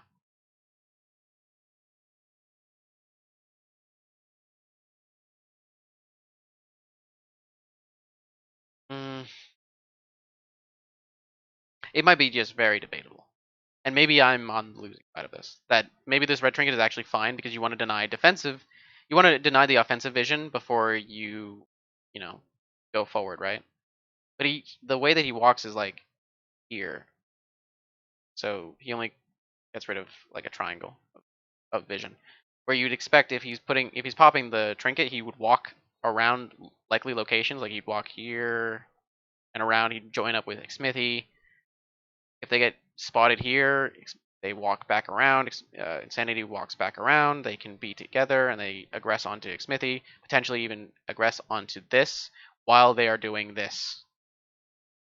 And if they come in, you can establish wards so that Alarim can TP onto the play and then stop them.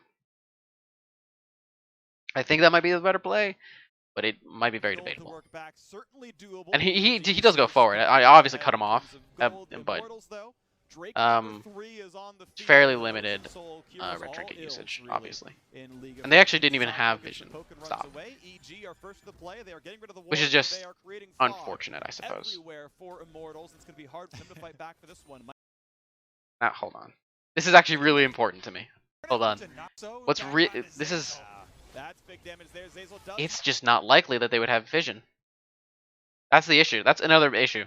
It is not likely that EG would have vision offensively in this quadrant.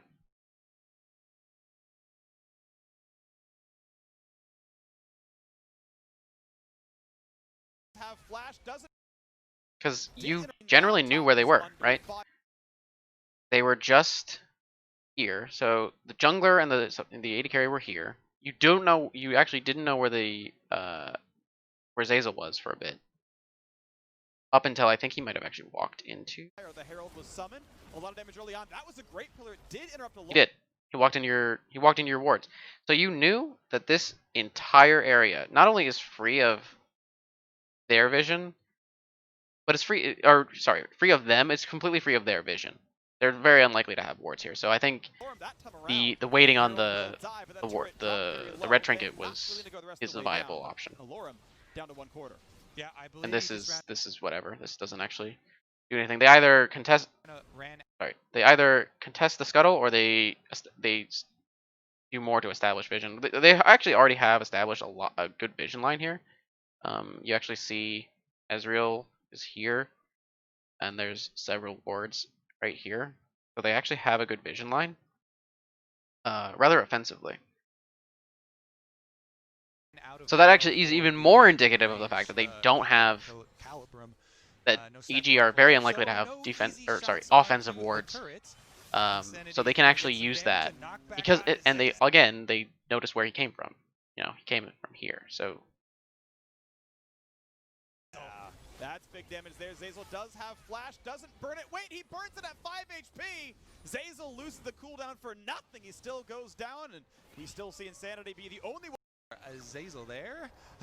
So they back. Process of complimenting him. I mean, there's just no way that they have vision. You know for a fact they cannot possibly have vision.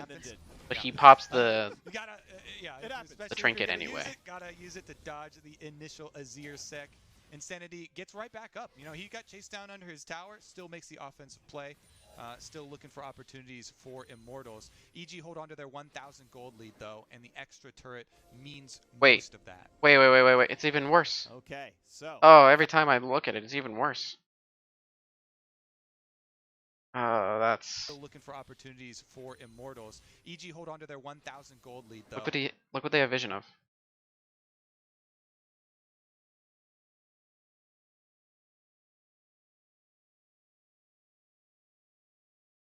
So then Hakuho walks over here, rent trinkets, and then like haphazardly goes into here, guaranteed that there's no vision here. Guaranteed that there's no vision. There is no red wards like anywhere in here. This is the only place that has them because they didn't establish a line. They didn't go into here because, you know, this is And the extra turret it's probably been there a means while.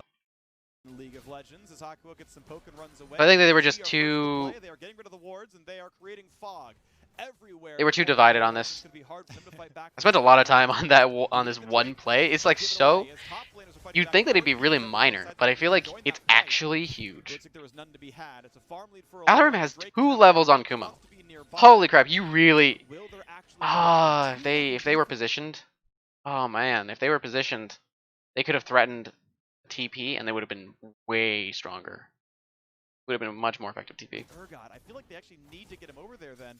If they want to fight for the Drake, he's so much of their power right now. The Drake is taking damage. Hakuo has to kind of come around and try to find vision. This is going to get dropped dangerously low, and Svenskeren easily grabs the dragon, as now Evil Geniuses are on the board in terms of neutral objectives. I like that term, Freak. You know, creating fog. The fog machine really doing work for Evil Geniuses there. Bring in the control wards, all of them just start spitting out the fog. They cover the dragon in darkness, and will put a stop. And now Apollo to the doesn't hopes of have an early wards. soul Obviously, for it's because he was trying to Immortals. establish vision around the area, so Yeah. it's difficult. But he has to eventually back fairly soon because he wants to establish vision on the other side. I like it a whole lot more. Here, because That's just how things work. with Azir, Another thing, not really with anyone it is else, a little bit, but with Azir alone, questionable their for Baron the is top actually side. Alarm, faster than this. he's And gonna there be is danger off a with little bit of the these 2 minion optimal waves. You guns see Kumo that run in just crescendo. barely pinged his level 12. That's going to be more than a full level lead still holding over for Alorum. And he did assist in that kill in mid lane, helping out a lot with the Urgot ultimate. But I'm excited to see him in team fights because Urgot is so rarely seen. We should talk about some of the strengths here. Because it's so good to rush cooldown reduction on it, the Black Cleaver is just one of his favorite items of all time. And you can just shred for the rest of your team. It really does help out Apollo for shredding the front line. You can see how easy it synergizes here. When you have the machine gun proccing it over and over on Kumo, just shreds right through the Volibear, even though he's got Wait, did he? Ninja Tabby. Hold on, what was that interaction? You can see how easy it synergizes here. When you have the machine gun proccing it over and over on Kumo. Oh, he still has it. Okay, shreds it's still right in his through butt. the Okay. Volibear, even though he's got Ninja Tabby Okay. and the Bramble Vest. It's just I thought that it's somehow one item power spike that the Alorum ultimate is made very him well accustomed to untargetable or using. something. Like And he from just there, like disappeared from the map favorite item. for some reason. Let's dance. You move Very into the strong one. 1v9 mode. Azir's kind of Dancing screwed because and of trying to just lifesteal tank has through those been team left fights. on an island. He just Look at has this been given this Alarm. really bad 40 lane that he CS can't right actually now, farm in. 21 minutes in, he's gonna feel real comfortable. And He's on Xmithy gold is for here, only seconds to Hako's go. here. Look Like at no one is Alarm. actually helping Look at the two Insanity. top Like laners. Insanity has to Alarm transfer twice over as fast to for mid that in order to recovery, get farm. So maybe more plays to happen pretty soon. Svenskeren is pushed away. Doesn't have to burn too much though. Phase rushes and gets out. Okay, he finally has some friends that will actually help him. Maybe. And now we'll see what the next play No. can be as the recalls come off and items join the inventories. 1,200 gold lead in the top lane. Alorum And he really actually just doing work loses what the tower. Shenwei can do off of the Malphite. Oh, that's Definitely unfortunate. going a long way to correcting your top laner gold stats for, Yeah.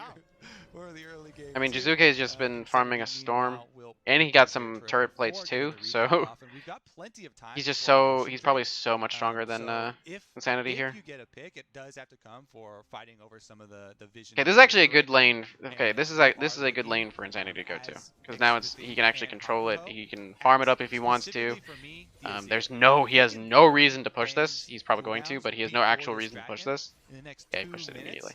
That would go Um, so far instead of yeah, he's gonna do 5, Gromp, because then you have the threat of I guess, Insanity or he's as your gonna set he's on walking back. safely. And Aphelios is always my #1 main target. Bang is one of the biggest. Or maybe he was and looking most for important Gromp. carries for this team. Does Ooh, whip him my right there, goodness. but you gotta brush those off. You gotta brush those off. They tried to shoot from the brush, That and was it scary. was off. So that just happened there. Is EG gonna cut away? You know what? I don't know There is with a no lot tower of here. puns of Wordplay Freak, but that was off Yeah, the top of the this is dome, so just you get extra unnecessary. credit. Banger pun. Hashtag live evil. Banger All pun, right. Freak. Hashtag Yeah, this live is this evil. what is happening right Smile now, to and yourself, man. what happened to Azir just then, having to he couldn't actually farm because he was being aggressed on, and his team was here not helping him actually get to the farm. And then he's over here and he pushes the wave forward, or feels the need to push the wave forward. The reason he feels that is because of, and kind of you, um, because of this. You have a mid-game monster in Urgot, or a mid-game champion, not a monster, but mid-game champion in Urgot.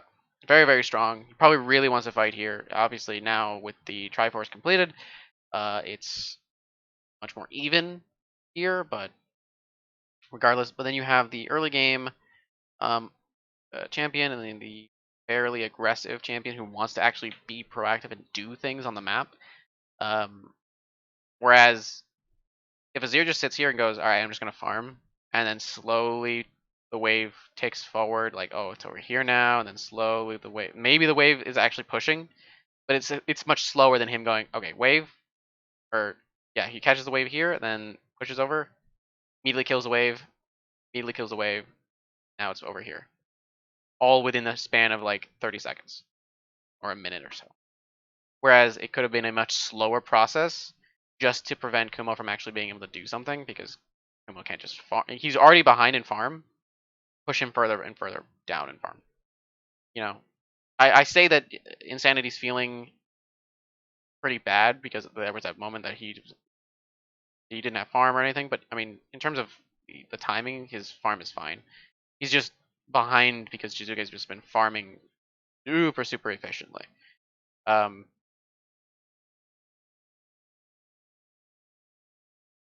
the wards don't really matter. I mean, this does help establish defensively for this position, but it doesn't actually matter because now there's this tower that where Urgot is right now is gone. So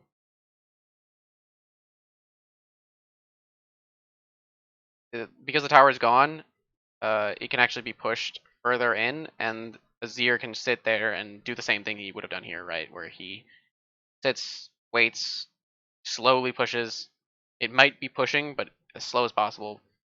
Sits, waits, pushes, and Kumo's sitting here like I can't do anything, or he walks over here, just does absolutely nothing, completely uselessly. Urgot's still doing whatever. This is still happening exactly like it is. Just Kumo just can't do anything. And in the event that he needs, and he's falling further and further behind, which is actually good for Immortals. But unfortunately, because of the composition, because of the champions that he has, he probably feels the need to just push as quickly as possible, get back, get as many items as he can, get all the whatever, and then come back to be able to fight in the event that they catch someone, I guess. The next dragon is very far from now, though. So Hashtag live evil.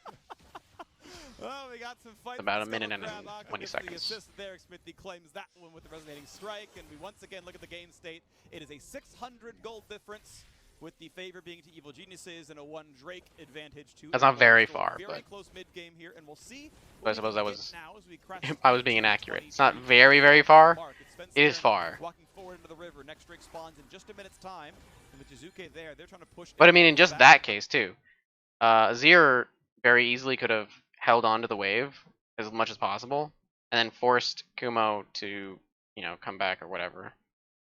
And then by pushing the wave in time, now Kumo's no longer here. You can join up with your team with whatever items you buy. I think he actually bought a sorcerer's shoes, which is really important. Could have bought. Is any other item actually good here? I feel like he just wants to do maximum DPS, so that's fine. Where if he holds onto the wave, much as possible, and waits, and then finally pushes it out, if much closer to the dragon spawn, he can force Kumo to now be at the tower and force the teleport in the event that he wants to join with his team. Whereas you can just walk or back and then walk. Red will be handed over if they can. Up he goes. There you go. Apollo grabs the red Now buff. there's a lot of He's minions got just that in dying time top for lane for Drake no fight. reason, but it's That fine. might be very important down here. Yeah, Ezreal with red buff. Same thing with Classic bottom actually. There's just matchmaking minions are heavy, dying. even though he No always one has is to slow taking down them. with the Iceborne Gauntlet, extra Really damage unfortunate. versus Here's a zone everyone control with from poke. Shizuke I would say that biggest we bright talked spot, about though, that Shizuke's can't dead really be now. He's answered got super scare well stats by back on Immortals Orianna for this in their fight. draft. So you do have to respect the Orianna shockwave. Meanwhile, A we do lot have of another threat Azir on skipping the mana EG, items, and I really like how Insanity and here, they have to take does this have weird, Asher's plus fairly the awkward, Leandres for possible poke damage and aggressive as position well. If where you can they're get like Azir divided poke here and here, and they're trying red to buff Ezreal poke down walk in. before this, that is ideal scenario for Immortals. So Because if it's a two-pronged attack, Orianna can only control one at a time. Just try and poke them as much as you possibly can before it, while keeping your eye on the Orianna ball, and that's their recipe for success. Crucially for Immortals, they've got that Scuttle still dead for about 10 more Apollo's seconds. a little so isolated. The plays are at least trackable as it gets pulled out. This might be the attempt forward. Okay, Now, this is Smithie gets hold over on, the hold on, wall, hold on, shouldn't hold on, be hold on, seen, hold on, so we hold on, go hold for on, a hold on. steal, This lands is the cube. Alarim should be over here. He needs to be flanking while they go in. Because if you're gonna do this, like if you're like, all right, I'm gonna go for the steal, you have Alarim here, Smithy here, which means that they're now on this side, while your other three are able to push them back. And they can also front to back, right? So they can run away, and you're still pushing forward, and they'll be funneled out this way. Alarim is just too far away from anything to matter. Insanity is able to get in if he needs to. Hako can get in if he needs to. Apollo can do things if he needs to. Timothy is also in range. Alarim is just not. He has to like flash over the wall to be useful. Forward now, Smithy gets over the wall, shouldn't be seen, so he can go for a steal. Lands the Q, goes in, smite, no, it's gonna go to bang. Look at how much damage Alarim is doing. Oh, finally someone came into him, and now he's doing nothing. But not enough damage, as Evil Geniuses now have the numbers See? lead. Alarim is on the run, he's gonna try to kite away. You either have to flank or someone has to come into you for Alarim to be useful. And in that specific position, he has to flank. The Drake picked up, EG take that victory. Pretty even setup there, but EG just clean house. I mean, being able to get the splash damage there. Also, in the event that you're going for a, okay, we're just gonna go for the smite and pray that I get it. You can be doing something else as a team. Like, this whole team can be aggressing on this tower, or I mean, obviously the wave is gone.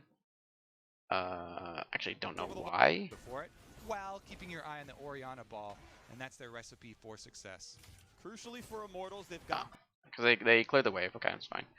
So there's no wave. There's not gonna be a wave for the next like 20 seconds. So this isn't viable.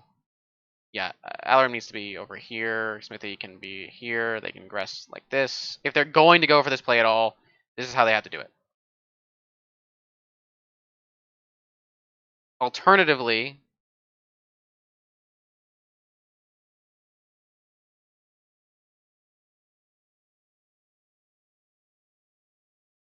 okay, so let's think about what the Fog of War is telling us. EG do not have vision past basically their bodies right now. What if they just all beeline it to Baron? Can they do it fast enough? I feel like they're not actually that fast at doing Baron. They have a lot of item completions. You have a Leandres, a Azir. I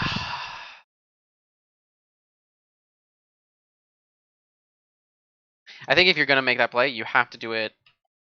For this, that is ideal scenario for Immortals. So I think they force EG to commit to the dragon. Just try and poke them as much as you possibly can before it. Well, Yeah, you have to do it while you're. You have to first of all not position your team further down, but like if they're here, clear this out, go up. Yes, they have a ward. They have. So because of the way that EG set this up, they actually set up wards on this side, which is not relevant because it's not actually where the objective is the objective, but it's important because it allows them to know if they're going to do this. I mean, in this case, I think you just try to trade somewhere else. You just say, all right, we're just going to be over here. Like, but it's a case of I'm pretty sure IMT are thinking we can actually like go for this, but EG just were in the zone slightly faster because I mean this is actually to red side's advantage, right? Because the dragon is facing them, and the openings are better for them. So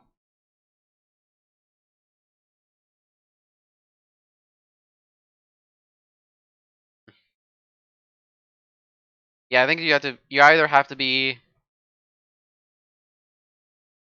okay. So I don't think this is actually an option, but I think if you know what, if Azir sits around here and just says I'm gonna TP into the situation in the event that I need to TP into the situation, they can actually do something because Azir would be positioned to actually get onto Baron rather sneakily. Um, or position the wave so that they can go to Baron during this play. Actually, Alarm's even moving. He moved in that position and then he kind of moved back. Fortunate. Keeping your eye on the I think you just have to be. You have to either play that. It's not a. It wouldn't be a freeze. I think it probably was pushing this. What was happening here with Azir. Way you have to be playing this slower and then hope that Kumo's here so that your team can actually aggress onto the situation. But like every time they aggress here, they're just willing to back up because of how the composition works. So they either need to be willing to just stand their ground, because they need to say that we're actually a threat, or they need to be they need to play it differently because they can't just be in a certain place and be like, yeah, we have all the vision in the world, and then now you're here, and then you just back up, and now you just don't have the vision anymore because they just walked into you. Like, if your vision is so, if your vision isn't worth fighting for, then it's not. Then you just, why do you have vision there? If you're not willing to fight for your vision, then you don't have vision. You just know where they are. And vision means you have the ability to do something around that area. There's no point in having vision around a place I don't. I have no business being. You know? So here, if Azir is more slow, you push the wave in, Kumo's here. Maybe you threaten. Maybe when he pushes it back, you can still threaten. Obviously, he backs, so maybe you can beeline it back, push it again, and then you have a threat on this tower instead of just okay. Maybe we have to go for this dragon because that's the only play we have. Because this wave isn't going to be good because they have the wave clear is pretty good on both sides. So it's kind of whatever. But so this is never going to be an actual option, assuming that they play it properly. The mid lane is never going to be the actual option for IMT. Bottom lane is really dicey because it's the location of the next objective. So obviously EG are going to be around this area. And if they're around this area, then this is not an actual option. You can't split push when they're gonna be there. So the split is gonna be up here, and I think if Sanity stays and does this instead, maybe plays this either slower or when he pushes, he stays, or he backs and he beelines it back here and then says, I'm can TP into a fight, but I'm not going to be there. We can't really contest because it's clear that they can't contest. They clearly know that they're not really able to keep an area when they get vision. It's just that they don't seem to have a good understanding of what to do when they can't keep an area, and they need to be either like trading top lane. They need to be doing something else because what they just effectively did is watch EG get dragon, which is not good. They just that doesn't help anyone. Nice of them. forward into the river. Next Yeah. break spawns in just a minute's time. And with Jizuke there, they're trying to push Immortals back. Red will be handed over if they can. Up he goes. There you go. Apollo grabs the red buff. He's got that in time for the Drake fight. That might be very important down here. That doesn't actually matter. It adds a little bit of damage. It's good. It's really only good on Ezreal, but it doesn't really matter. Yeah, Ezreal with red buff. Ezreal already has Match Iceborne, so made the in slow heaven, doesn't even though he impact always has the anything. slow now with Iceborne Gauntlet, extra burn goes a super long way with the poke. I would say It might last longer. I'm actually not entirely sure. Maybe red does last longer. On Orianna for this fight, so you do have to respect the Orianna shockwave. You need to when you're at IMT, you need to recognize what you can and cannot do. And they need to have been aware of this, well in advance of now. They should be. They would 100%. I advocate for a team knowing exactly every objective that's going to happen as soon as the last objective is dead. So, what are we going to do when this dragon comes up? Can we contest? And then consistently update it over and over and over again. Like, are we going to say, okay, at 5 minutes or when the dragon is dead, are we going to contest for next dragon? Okay, or hey, we're going to contest next dragon, it's fine. And consistently go, okay, we want to contest this dragon, position yourself here, do this, we're trying to contest dragon. Obviously that's what they were trying to do, right? But it ends up being they can't even really fight.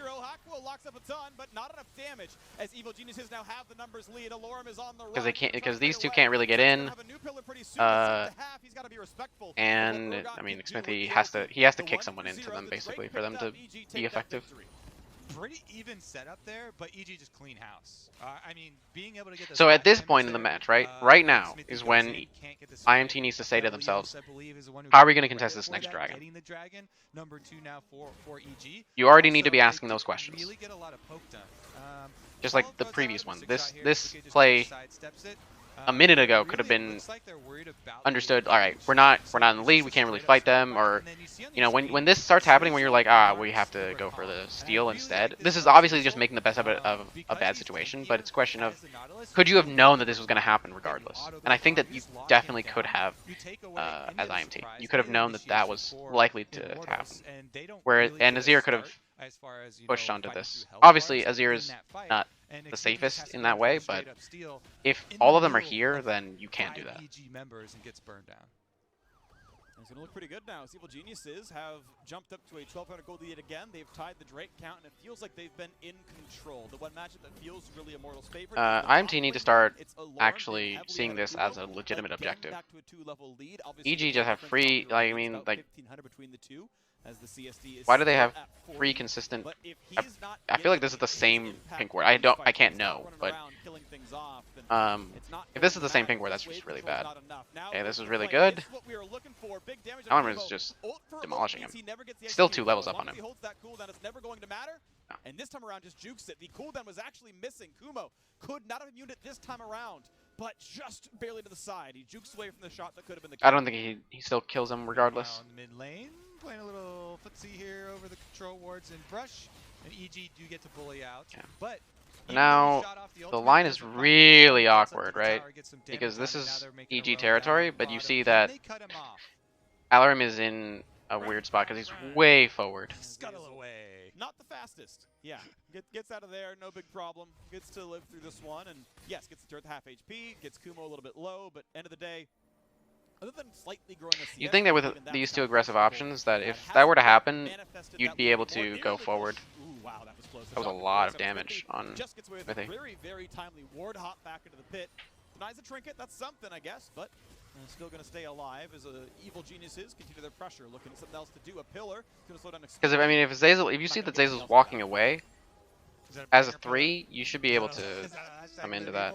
I don't know if Insanity is actually able to keep Orianna in any specific spot, but I'm still waiting. There's going to be one. It's just not there yet. Part of the charm of the Live Evil spam, though, is that he says it about everything. Okay, so I feel like maybe even do it on that one. Okay. Banger pillar right there. A little. The air, but Smithy can't join the fight. I mean, they're not really. Wait. Walks away.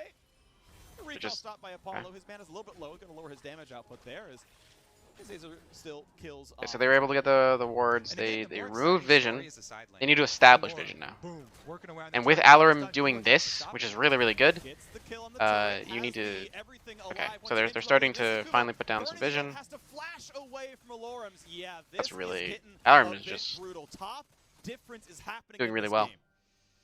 And it comes from Academy. I love it. Alorum really showing up.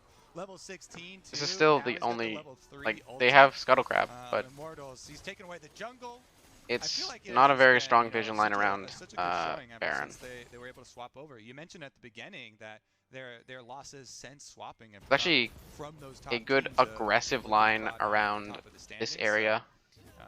With the Around squad Immortals here, red, definitely making them which work isn't... for it. EG still It's holding important gold, now, still have but that it wasn't 1,000 super gold lead, important but previously. the towers have been evened up, so So they're reestablishing even more vision. Are they gonna... They're looking to contest this again. Alrighty, 100%. let's take a quick perspective So, at the EG how are they gonna do it? Okay, so top lane's in a They're bad still spot. not setting up Leading turrets anywhere down, else bot except tier two for... is gone. Alarim did set up Top's probably gonna be attacked pretty soon, bottom, you can swap top which is good. side, use the teleport, But play around you Drake, still then have down there. the person EG closest to the absolutely have objective. good Jizuke is Jizuke far. rich, He has Bang TP if he is wants to rich. They do anything. have easy backline damage, and honestly, your tanks being behind in gold is not the worst thing ever. They're And once again, the playing aggressive around line the is map. allowing them to just walk in for Bottom free. jungle is theirs. The camps are theirs. The wards are theirs. Drake number 3 likely to be theirs as well, as Svenskeren is going to kite back. And Jizuke runs right in towards Apollo, forcing an arcane shift out. There's an engaged potential. They're going to find the roots there. This could be enough to kill Alorum. Alarum is He's just gonna dead. lose Guardian Angel. A shockwave comes in and finds Akuo.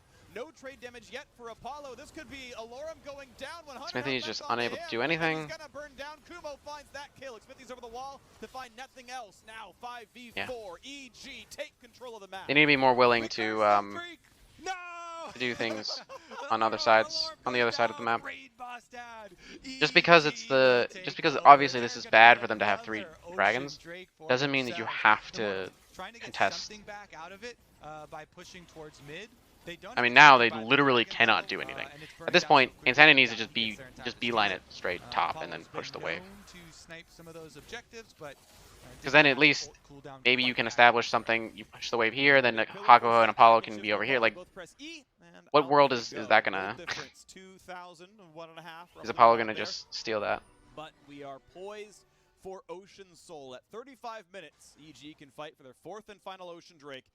That's going to make team fighting very difficult for Immortals. They got to find healing reduction. 30 minutes now is a point where, for Azir and for Aphelios, Baron is becoming a very real thing that can be taken.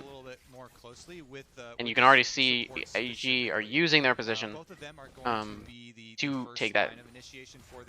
Kumo is in a very weird spot. I think he's fine, but finds almost a slow user to scout he's out. very far forward. Can't quite get that one. That pillar that was nice towards Sanity should be fine. This jumps over the wall though, has the soldiers to set that one up. EG still playing very aggressively. Look at how much they are owning the opposing jungle. They took chickens, they took the Drake, they're stealing away the blue buff. Evil Geniuses feel like they have the run of the map. I feel at this point Evil Geniuses could very easily start at the Baron. Have the run of the top side. Look at this vision toggle. I really like this from the observers. Thank you so much. I mean, just look at For this. showing the lead up to the Baron. EG have stamped EG all over this jungle. This is their territory now. Multiple control wards, multiple trinket wards leading up to the Baron, and they have such a good team for playing through chokes. It will make a big difference if you have Orianna Ball in these small corridors. You just keep that there, and you kind of block off all these entrances into the Baron area. Level So 18 with now prior for control, Jizuke. with your zone control is on ready. these 2 champions, Alright, and technically the threat of these, you've got this becomes very, very difficult for IMT to come in, and I mean, you just don't have any damage without. I mean, Insanity has to be the one to do a lot of the DPS at this point. And looking at the next potential shockwave. Not to say that Apollo isn't doing any damage, just you need them both to really make an impact. Get to knock down Fights. the wards and get to play our map, our side, top side. Shirelia's popped though. Is this a play? He's gonna charm. He's gonna flash. He's gonna find the knockup. Is this the kill? It's gonna be a shotgun. Smithy just immediately dies. I don't think he's actually able to touch anyone. I don't know if he's still. Level 16 the Volo Baron now has to run back away, but tanks long enough to not be killed. Apollo gets away there as well. Alorum is doing a lot. going to be a fear. That's going to be him running away. So now 4v4 on the map, I do believe, feels comfortable enough as Hook comes in again. This is dangerous, and Alorum is going to go down. Bang wants one more. A single auto attack would kill Insanity. It's going to force Apollo to flash away, though, when Matt... So this play again exemplifies the problem. Just get to knock down the wards and get to play our map, our side, top side. Shirelia's pop, though. Is this a play? He's going to charge. Look what you have to do. Flash. He's going to find Feel effective. Is this the kill? Okay, I actually need to know. Does he still does not have Merc Treads. So I mean, it doesn't save him at that point. I don't know if it really does anything, but he would have survived maybe a little longer. So Smithy can't even really do anything. Insanity has to flash out, summon the turret. Lorem actually does a really good thing here, but is really divided from his team. That's going to be him running away. So now 4v4 on the map, I do believe, feels comfortable enough as Hook comes in again. This is dangerous. Hook was good. And Alorum is going to go down. Bang wants one more. A single auto attack would kill Insanity. It's going to force Apollo to flash away, though, when map control once again belongs to Evil Genius. I mean, the fact that you have to go so far to get anything off is really bad, and then they just get Baron for free. So the carries can recall for Immortals. They have an option of trying to fight. They don't get Baron for free, I remember this. So I think they should contest it. EG trying to bait. They're playing Fog. Hakuo knows, and look at that. As soon as the sweeper spots, he's like, yep, over the wall I go. No play to be had. They do not get this. Intelligence there for Hakuo. He was on. He was in. Smithy actually was just coming up too, so fair enough. They were spotted. Good plays by Hakuo. I think with Aphelios you do a lot. Yeah, it's so difficult to check those choke points. Going through these small windows, Apollo and Hakuho are the ones with all vision checking tools. If you sneak Apollo or Hakuho in here, he can just jump right back out, use the sweeper, a little bit of vision, and is safely. I mean, you see the issue, right? So he has to flash Grand Entrance ult to get to where he wants to go, because they can play back and wait for the threat to come in. And now Volibear and Trundle are like, oh, you've done the job for us. Now you're far forward, and we can just go in. But the rest of the team chased off, so there's nobody to follow up. Ultimate boom into the fear, and Hakuho tries to get the knock up to save him, but a banger pillar from Sven Skaren will allow EG to flash forward. Bang. Very close. On the rampage. Once Being again, flash heals forward into the I think that if Insanity dies, that's probably Baron. Yeah, they live evil, they die Immortals here is the gold lead. Once again, 3,000. It's been growing in Evil Geniuses. They are 40 seconds from Ocean Soul. Doesn't guarantee the win. We've seen plenty loss with that one, but it still feels like EG are the better playing team. All these team fights have gone their way. They're getting more done. Notice Alarim is now around here. So he actually has a flanking position. And as the final recalls come through, we're 30 seconds away. And in this case, they are actually cut off from the location they want to go to. So they're actually, this is what you really want to see. With Azir and Ezreal, you want to have control of the area and then have aggressive positions. This is really well done. Shizuke just popping off, actually. Alarim does something really well here. So there is a good example of, okay, so they walk into us, now we can actually go in. And they could maybe even go for Baron afterwards. So they get Dragon. That is a chance to play for both objectives. Let me just look at that more closely. They're trying to. So, I mean, this doesn't matter, actually. What is actually relevant is Hakuho recognizing that they are kind of cut in. They can't really come into this area, but if they do try to walk in, they can actually still aggress onto you. So you have to fight them. You have to go for the fight. Alorum is actually as far forward as he can be. I thought he was farther back, but I guess he moved past his team. Split the squad. Front line. You got a slow by Alorum. Needs to stay in front of Bang. And Hakuho Grand Entrance, whatever the W is called. Oh, and then he actually hit forgot hit the ult. Alorum flashes into Jizuke, go for the kill. I think he gets kill. He will not chase in for Okay, more. and then Two kills they are enough. The Drake get a is easy. 2-2-0 Maybe ace. even go for Or Baron not afterwards. ace. What the 40 seconds in the respawn. They get 2-0 That is a chance kills. to play for both objectives. Yeah, they got to burn it down here. The rest of Immortals are holding the mid It's wave. good. Looks like I they mean, you want see how to fast maybe this is try and going. push that one more time before sliding over. But even though the solo laners are the ones that died, they don't have teleports. So bringing up the Baron, definitely a viable option as upon revival, both EG solo laners have to walk over there. And we'll see if Immortals can burn it down, or are they going to go for the bait. Svenskeren, Bang, and Zazel, 3v5. Insanity has ulti. I mean, they do it very, very fast. Potentially there. There's no reason why EG should be able to get this. That chance is in there. One level lead for Xmithie. He has the They should be doing well. anything else. If they play it Someone right, should be going Immortals can bottom guarantee it, but to it's all clear about this how well wave. I Svenskeren mean, plays like, this it. is The just... pillar keeps the team from This is a collapsing. They're really 3,000 just health, and nasty they are call. unwilling What am to I take the play, watching? unwilling You always to fight the finish that. 4v3 where they get I don't know what there. their call Svenskeren was. has I don't know what that smite was. and flash. That chance is in there. One level lead for Xmithie. He has the kick as well. If they play it right, Immortals can guarantee it, but it's all about how well Svenskeren plays it. The pillar keeps the team from collapsing. They're sitting around at 3,000 health, and they are unwilling to take the play, unwilling to fight the 4v3 where they get. Just for the record, they do have the Shurima shuffle. Unwilling to fight the 4v3 where they So, get Insanity is able to, if he's here, he can actually come over the wall and Emperors divide this. Or, you know,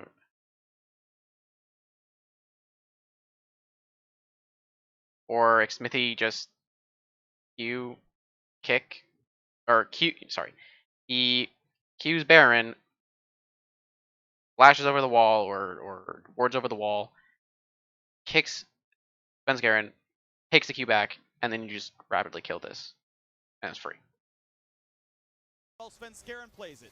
The pillar keeps the team from collapsing. They're sitting around at 3,000 health, and they are unwilling to. They take didn't have the vision play, though, which is important. They didn't know what was going on. They didn't know exactly where Svenskeren was, so it's super cautious. I think that they should always go for it, but who's very good at landing smites and known for comboing those, but it's hard to keep Svenskeren out of the pit from them, and they don't want to even chance the possibility of a. Kuma went really far there. Let's That's take a look at this team fight though. not good. This was really, really well played. You see the initial engage, Charm into double knockup, into Ezreal ultimate, takes the front line of EG completely out of the fight, which allows the rest of Immortals to just charge forward. Even though Zazel does get the combo onto Insanity, they just stand and fight him off. And then Alorum plus Xmithie on the top side finish up the kills onto Jizuke. Raid boss Urgot has control wards in his last spot. He is huge. He's level 18, and he is by now it looks like I feel like Alarm should probably have a red trinket by now. Lee Sin is Lee Sin, so he kind of, I get it. I get why he still has the yellow trinket. It's fine. Blue trinkets on the two carries makes sense because they don't want to actually get anywhere close to danger. Now they're kind of cut off. They need to go down. They cannot let this happen. All right, once again they're trying to push the mid wave, but cut off by Immortals. They're trying to. Oh, they caught the wave actually. Here, and Kumo does get some That's smart. damage on If they couldn't catch the wave, they needed to back up. Main initiators, and Zazel's looking forward towards the lane. They gotta cancel. Actually, you know what? There's enough. There's enough of buffer. They can get this for free. That wave fight was crucial because it gave even more mid lane control. Yeah. This is going to be a little dangerous. For some reason, I was thinking that this was much later. The stakes were a lot worse. Like this was a half health inhib tower or something. Obviously, I've been watching the match. It's obviously not the case. But just like I've always been scared of positions where teams do this, where they are here and then a team just walks down and. The flank is caught. Xmithie goes down. The team was nowhere near him. Half the team went to the top river, and now this is dangerous. Evil Geniuses suddenly get control back. Huge pick for EG. All right, got to be a rotation over towards the Baron. Clear out these control wards on the way. They can try that was just poorly played. Available for Immortals. They have to I see the idea but his team is just way too far. He just not quite gonna land Alarm, just barely slinks away. 4v5, no jungler makes stopping Baron difficult. There is vision in the pit. This is and 100% now that dead. vision is gone. Immortals know they have about 25 seconds. But obviously, Immortals, I think it's good for them to want to go for this. If they're not stopped, they go towards Zazel, but he's just kind of They, away. why the hell did they care about this guy? They don't go for Zazel. Bang is at half still healthy though. This is enough though to stop the Baron play. It resets. Or at least 2 people don't need to go. So yeah, that's just fine. Played the 4v5 out to stop the Baron play and are back on the map. Yeah, objective complete for There's a world where they might just finish that, but I think that outside of maybe putting a little too much on Zazel, they very easily could have. It was just well executed. And then the smart because EG left, you just take the finally answered back. Immortals get tier 1, and power. now look at the top left of the screen. Ocean Drake in 55 seconds. Look at the top middle. Both teams have 3 Drakes. This is Ocean Soul in 50 seconds, but EG say that's in 50 seconds. Okay, so Baron EG right looking to this. They kill this very, very fast. Set up a bait. Immortals once again have to play around this. So intense, and with so many of these vision plays. Once again, observers plunging us into darkness. There's the pick. You cannot let yourself get picked off. As well, has to kite backwards. They're going to stay alive though, and they're going to weather that first ulti. That is now 1 major cooldown missing as they wait for the re-engage and the second chance at it. 20 seconds in Ocean Drake. Watch out for the shockwave. Watch out for Bang's crowd control. Ulti's going to miss from a failure, but there could still be follow-up. Okay, Alarum is really cut off. He can't actually get in. Sanity's going to be safe here as well. The mana pool down to 1/3 complete though, whiff. on this Azir without Fine. any mana items. Has to be respectful of that mana pool. I'll go as level Easily 13 grabs to the level skull 18 crab. carries. She get that one yet again, and now Really the unfortunate. Drake is alive. Ocean Soul is on the Same thing table. with Laura, Smithy. does he Smithy's find level a way? 14. There's a blast Once cone, again, level once again, 14. EG bring their They actually bottom blast to coned safety, over. But now the river being controlled a little bit by Okay. Immortals there. Some poke This is from good. Svenskeren. The ulti not back yet They need to for be the patient. jungle, and where's the front line? What they need to do is they need to be Poke can't patient, find it or yet. Alarum needs to When does the fucking engage come through? find a way Insanity around. must conserve again his mana pool. He's fairly low on this one. Can go for the play. Svenskeren puts up the pillar. 5,000 now. 4th with health left on the Drake. When does Smite Fight come through? When does it happen? Kumo in the front line. 1800. This Who's is gonna grab it? Picked up such there by a Shizuke. interesting Here comes the team choice. fight. 1-0 in the favor of Immortals. How about number 2? As Zazel's in the front line. Because they weren't actually more committed to the dragon. There was no more extra commitment. Yes, this is good that they're getting these kills, but He's gonna have to burn it. Gets away from this one. But they're gonna get away from the shockwave. It's 5 they didn't. on the map. One team got Ocean Soul, but Immortals, Baron should be There's a there. Phantom Dancer. Yeah, it's got to be. I mean, EG do pick up the. Didn't I Ocean just say Soul, that as he you say, they can try and regenerate by doesn't usually get Phantom attacking Dancer? But they still are only going to have 3 members. Teleport is available for Kumo. Doesn't look like there. And this is a there's double really TP any by, chance of top steal. and mid. There's no super long range This should be ability dead. they can throw at it, and There's nothing Svenskeren they can is do. dead. So Immortals will get the. Uh, Baron. They will have. on. So this is really, really, really critical. Front line. Apollo looks for some poke. Can't find it just Let's think about how everything is up. Okay. I don't know how aware they are of Frontal Ultimate being down. Kind of hard to see. They should be aware that Aphelios does not have his ultimate. And everything is up. Except for this, but that's not super relevant. So every relevant ultimate is up. For Immortals. Yeah, you need to be more willing to go for it. yet. But when does the engage come through? Insanity must conserve again. It is difficult. I'm not. It It's is really, really difficult. I think the pillar is really good here. Really cuts him off. I think that Apollo needs to. 1800. Who's gonna grab it? Picked up there. Really low on this one. Can go for the play. Svenskeren puts up the pillar. 5,000 now. 4th with health left on the Drake. When does Smite Fight come through? When does it happen? Kubo in the front line. 1800. Who's gonna grab it? Picked up there. That pillar is really, really strong. Can go for the play. Svenskeren puts up the pillar. 5,000 now. 4 That's really when does it happen? fortunate. On the front line. 1800. Who's gonna grab it? Picked up there by Shizuke, and here Shizuke actually gets it. 1-0 in the favor of Immortals. So that's unfortunate too. When does Smite Fight come through? When does it happen? Kubo in the front When does line. Svenskeren smite? 1800. Who's gonna grab it? He did smite. He actually did smite. Svenskeren did smite. He just missed smite. Xmithly did not smite. That pillar on its own, and like the Oriana ball, like the zone control on EG just makes this so difficult. And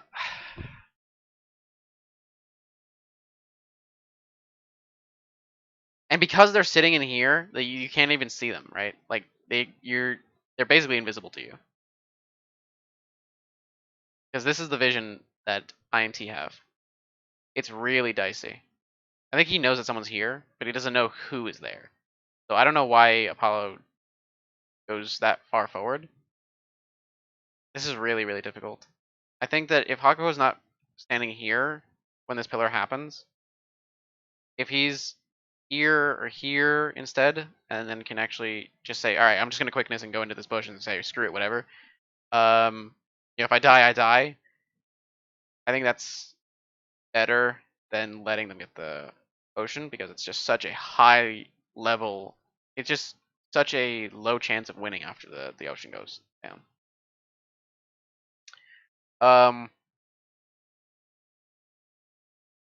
So aside from that, I don't know about this play. I mean, once you're here and they were kind of forced into this position, like Blast going. Fairly, but there could still be follow through the pillar. Buys a bit of space, but not quite enough. Insanity's going to be safe generally here as fine. well. The mana pool down to 1/3 though on this Azir without any mana items. Has to be respectful of that mana pool. Easily grabs this Scuttle Crab. EG get that one yet again, and now the Drake is alive. Ocean Soul is on the table. Alorum, does he find the way in? There's a blast cone, and once again, EG bring their bot lane to safety. But now the river being controlled a little bit by Immortals there. Some poke towards Fenskare, and the ulti not back yet for the Trundle. And where's the front line? Apollo looks for some poke, can't find it just yet. But when does the engage come through? Insanity must conserve, again, his mana pool. He's fairly low on this one. Can go for the play. Yeah, you just have to be more forward, I guess. Because as they're moving down, you have to be willing to go forward. Yes, Zazel is here, and yes, this could be an issue. I think they are aware of that Zazel's there. But I think that just the position from everyone, and maybe Smithy could be like around the back or something. And that actually might be enough on its own to be like, oh, we need to, maybe we need to be further back, or we need to do something else. So even just the threat of Smithy being like down here, having to like queue over this whatever, might be enough to cause some stuff, some different plays by EG. I think they're too far back. They just let this pillar just absolutely destroy them. And puts up the pillar. 5,000 now, fourth with health left on the Drake. When does And there's just nowhere. It's hard. It's hard. 1,800. Who's gonna grab it? Picked up there by Jizuke, and here comes the team fight. 1-0 in the favor of Immortals. How about number 2? Azazel's in the front line. Wait, whose Come through. redemption is that? Oh, it is. The cooldown looked weird.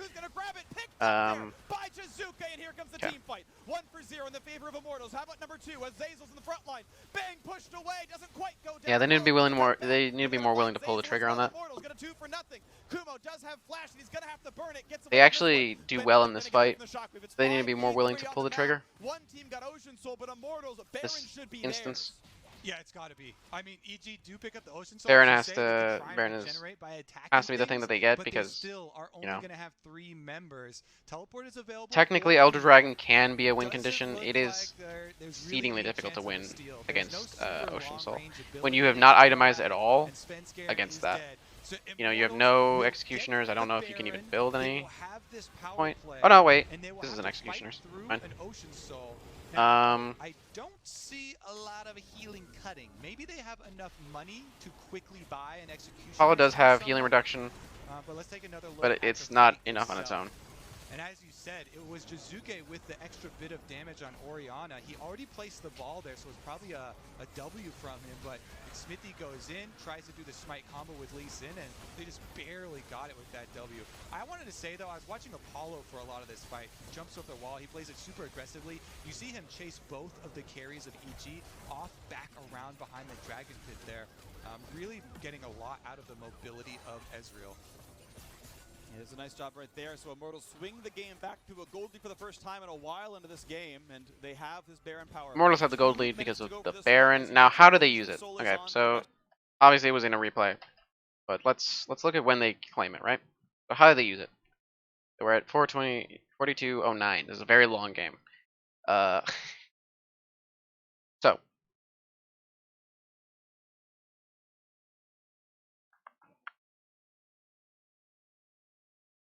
wave is coming in. They're gonna be coming out. They'll meet if they want. If they're gonna be over here.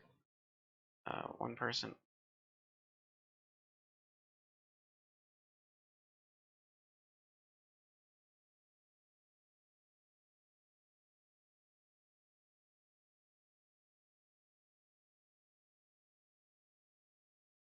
They're also just in time because of the minions are spawning right as they're coming back, so they'll be with home guards. They'll be out and about in the fight.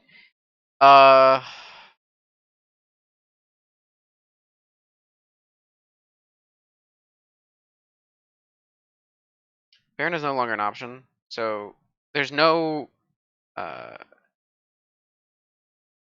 neutral objective that's relevant during the buff or even soon after the buff. The next one is going to be like the Elder Dragon, right? So maybe their play is mid, top. I'm going to clear this wave, join mid.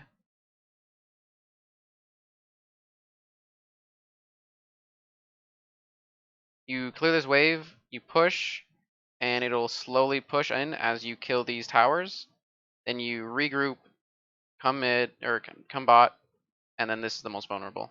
So now you'll have established that they are in their base. They'll be in their base, and then you can play from there.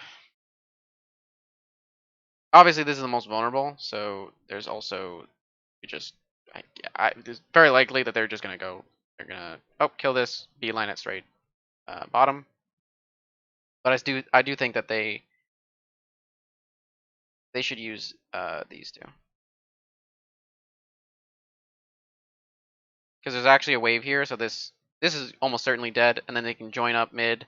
This is dead, and then they join up bot, and then they can aggress onto this, and it'll be slower, taking an inhibitor potentially, but it'll be more effective use of their Baron, and they'll actually be able to accumulate a lead.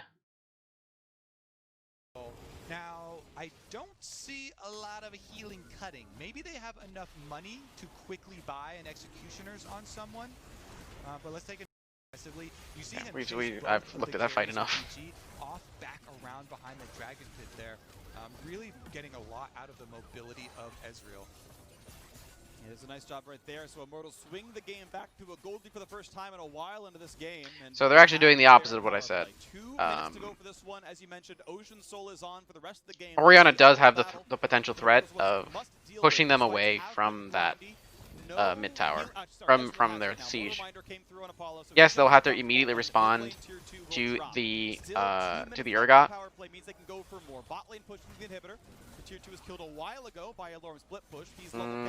Maybe not. Maybe Orianna just has to immediately go in.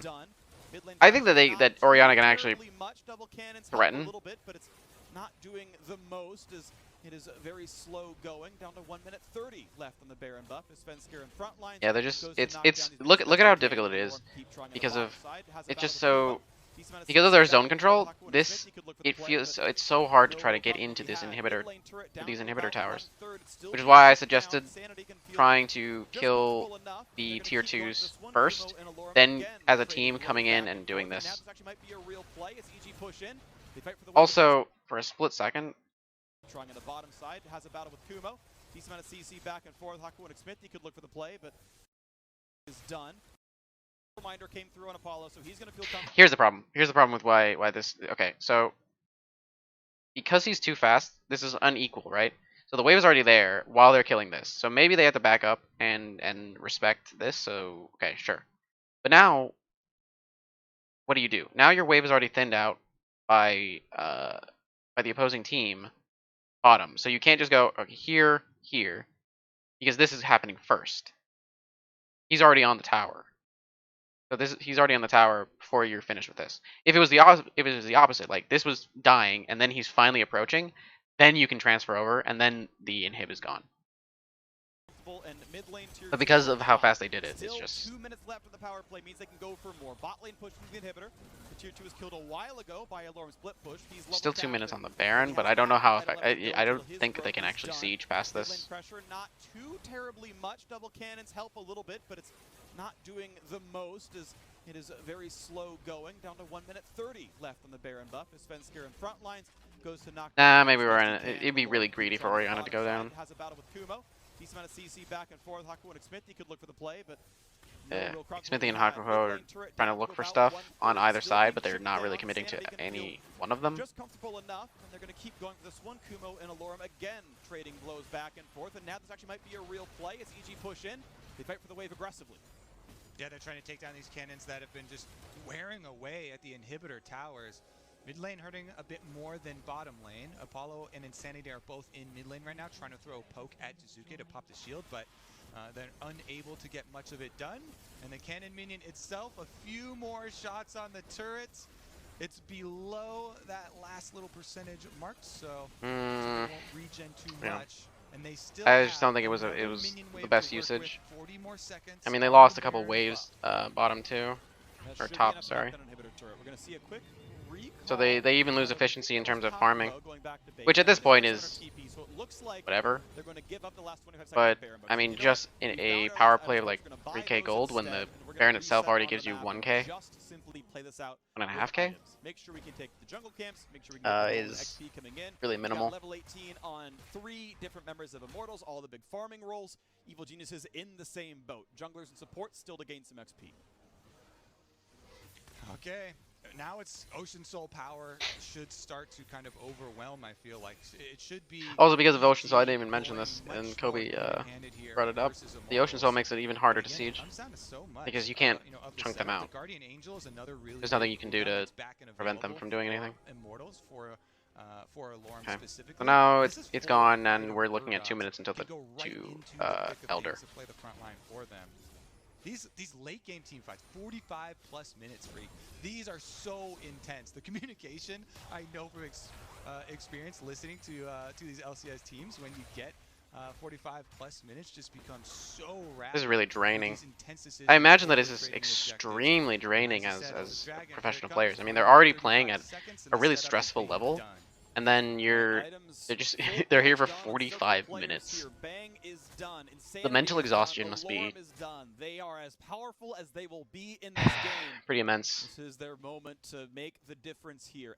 Because it's not just, oh, we're thinking about things, about multiple things. If we're thinking about one thing consistently. Still have some map control. They get a blue buff steal. Look at these wards. We just had 4, 5 on our screen at the same time. One is traded back as EG sweeps down. After a solo queue game of this length, I'm like, all right, I need to just take a break. But I mean, feels like they think they're the stronger team. Sven Skarin gets jumped a bit low, doesn't burn the ulti just yet, but Zazel gets pushed back. Smithy, they're going to go for the play. The knockups are around. Do they have the kills they need? Sven Skarin is kicked back. He's trying to regen, and they will kill him off. A 1 for 0. The damage explosion not enough from Aphelios, and suddenly 5v4. No jungler to steal Elder Dragon. Hold on. They're the stronger team. Sven Skarin as EG sweeps down the mid lane. They can fight for some control, but Immortals feel... EG set way too far forward. They went way too far forward. Immortals had a good response. And they did, and EG did leave Sven Skarin kind of to die there. That was really late TP. 5v4, no jungler to steal Elder Dragon. What a perfect pick for Immortals. The jungler is down, and EG now have to be the scrappy ones. Can they get in here? But I mean, still with Ocean, this is still really dicey. I mean, this is still a 5v4. Immortals, they still have Insanity's ulti. They could go for the big flash play if they really wanted to. This is They're the stronger team numbers wise. They have more on the map. Scary. Still seconds. Immortals should definitely. Immortals definitely just have to go for this. They have to commit. They're done. Any other play is just no. We'll see. It's alive now. Commit to the play. This is the timer. Just do it. Just do it. With a 10-second walk so that he can be relevant. This needs to be the time. Immortals must start doing this damage, and they must play the 5v4 well. Insanity and Xfinity hitting the fight. Now it's Alorum forced to flash away as some damage comes through. They still must stay on the Elder. How about a shockwave? Do it. Is it you have to do it. It's gonna come through to Xfinity. No, Jizuke actually dies here, which is... I mean, Jizuke, he was like, alright, if they have Elder, like, we're pretty screwed here. for a full minute to go for the base. So they go, And okay, they've we're got gonna Elder just Dragon beeline Freak. it straight to That has this got to be it. It has got to be on this Immortals wave. marching Already right for their there. second victory in the summer split of the LCS, charging through. Svenskeren under attack again. Kick into the Okay, wall. Svenskaren's There's dead the kill picked again. up already. Haku's gotta This be careful. inhibitor's He dead. CC'd. They might kill him off, and they will. Oof, However, Aphelios it's is still really a strong. 4v3 for this one. Kuma forced to kite away. It's just The Rojo. inhibitor is down. They've still got a wave. 35 seconds on the mid laner. This is an absolute 4v3. Insanity can take the recall. KTB back Helios to is the a beginning really of the strong fight, go get it champion. again. Oh, I This is remember this. This is so Immortals' tragic, time to win actually. this game to pick up the second win on this roster and be 2-2, taking down their first winning record team. Yeah, And if looking they likely had here as Xmith's waiting for the next big if play. they'd had the Pick this up position to soon, prep Zed the front mid line. lane, they would have There's actually the been better dive. It's time for the overall. executes. Bang is so dangerously low, Because they would have just but he backed finds over to one. the They've mid got the inhib second. and All killed these it there, years they've but been instead trying they to end up find the losing the kill. game off of Bang this. finally goes down, but Alorum is left alone. What I mean by that is, because of the way that they are now positioned, that EG are positioned, the wave is going to just go down, right? So it's going to be here, or it might. I think it's already on the tower, so it might be bounce, bounce, bounce, bounce, bounce. It's still going to be on this side of the map constantly, and time to mid lane is really, really long. Because they seeded away the position on the entire top half of the map, Immortals are committed to this bottom play, and it doesn't end up working because they can't actually siege super well into the zone control that is provided by Orianna, Aphelios, Nautilus, and Volibear.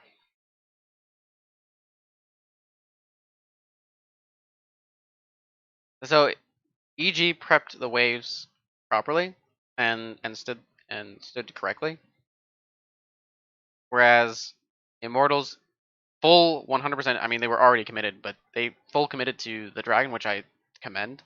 But once you're here, sorry, I'm gesturing at the Baron timer. But once you're here, you just have to beeline it up the lane. I think that they should have pulled.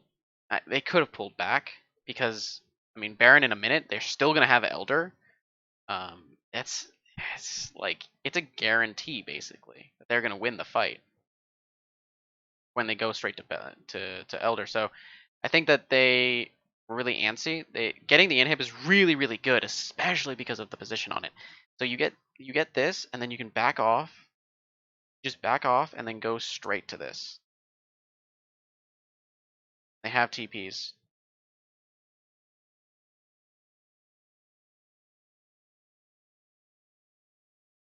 Dragon and stay on the Elder. Do they How even? about a shockwave? Is it stealable? It's gonna come through to Smithy, no big problem. And Jizuke flashed just to try, but now it is a new 5v4 for a full minute to go for the base. So And they've got Elder Dragon Freak. That has got to be it. It has got to be Immortals marching for their second victory in the summer split of the LCS, charging through. Svenskeren under attack again. Kick into the wall. There's the kill picked up. Okay, already. there's actually Haku's gotta that's be really careful. good. He CC'd. They might kill him off, and they will.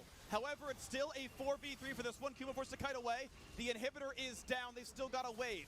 35 Yeah, they seconds need on to the back mid up. laner. This is an absolute 4v3. Insanity can take the recall. I can see why they would go for it because of the Elder burn, because of the Elder that they just kill Elder. Win on this roster and be 2-2, taking down their first winning record team. It's looking Just for the record, though, if I'm Insanity, I wait for this to come up here and then teleport, and then you can super fast do the Shurima shuffle down,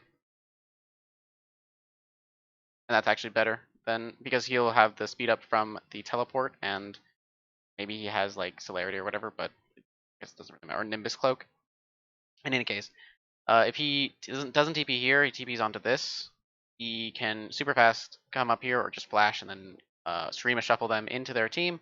And I mean Jizuke, or sorry, not Jizuke. Bang, Kumo, Zazel's up here, but that's not really relevant. They're just dead, and then the game's over. It's not to blame Insanity, just that's the better play, and the game's over. second. All these years they've been trying to find the kills.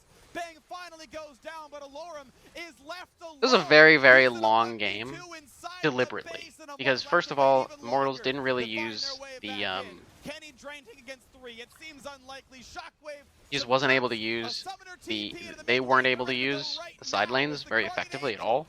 I think their Baron usage was pretty poor. I think that they made some really awkward decisions around the dragon. And then, I mean, when they were there, they committed to it, but they were making some poor decisions prior to the dragon happening that caused the ensuing dragon, to be more difficult for them. Like, I feel like different teams would have this tower is already dead. They would have, Baron would have been like up here, and then they would have transferred over. Like this tower would be dead, this would be dead, and it's much different. I think that once you hit a certain time in the game, also you have to ask yourself, like, what are we trying to do, and why did we have these champions? Okay, I'm just gonna so when you reach this kind of time, and when your average time, I think their average time is actually fairly long, and obviously because this is a different technically this is a different team. This is the academy team playing, so you have to only look at this specific squad's numbers. But I mean, if this is the kind of time you're looking at, these champions you don't want to bring these champions. This is maybe. This was actually doing really well, but Urgot does kind of fall off. He's still a threat. He just does. He's not as strong as obviously like not Rakan, but this and this. And so like when these guys are like, yeah, we're really really strong, you've got this guy who's like, I don't know. I mean, I'm strong, but like he probably didn't feel like, oh, I'm inhibiting these two, but these two were. It's these picks that really make it difficult, and then you have the question of like, if we're gonna go this late, and we're not gonna have good if we're not really gonna know what to do around any other objective than the dragon, it's really dicey. So they need to fix up. So cleaning up their ability to play across the map. They don't need to always be at dragon. I think that they did really well in terms of the early game, and then it just kind of fell apart because their only decision making was around the dragon. So you end up, you miss out on everything on the top side. I don't even know like how many times someone was even here. I think really like Immortals here just to clear waves. I don't think they ever went here for any objectives.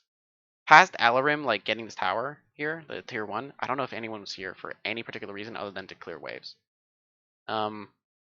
Which means that basically no one was here past this area on Immortals. Which even more so, which is even, I guess, an even bigger indictment, means that very likely this was the actual. Let me just draw the actual ward line.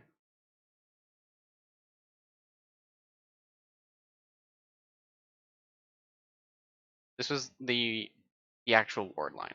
So there was EG never really felt pressure here, and this is like maximum. Like this is as far as the ward got. Like it never was like, okay, we're here. Like EG have to be forced into only their base.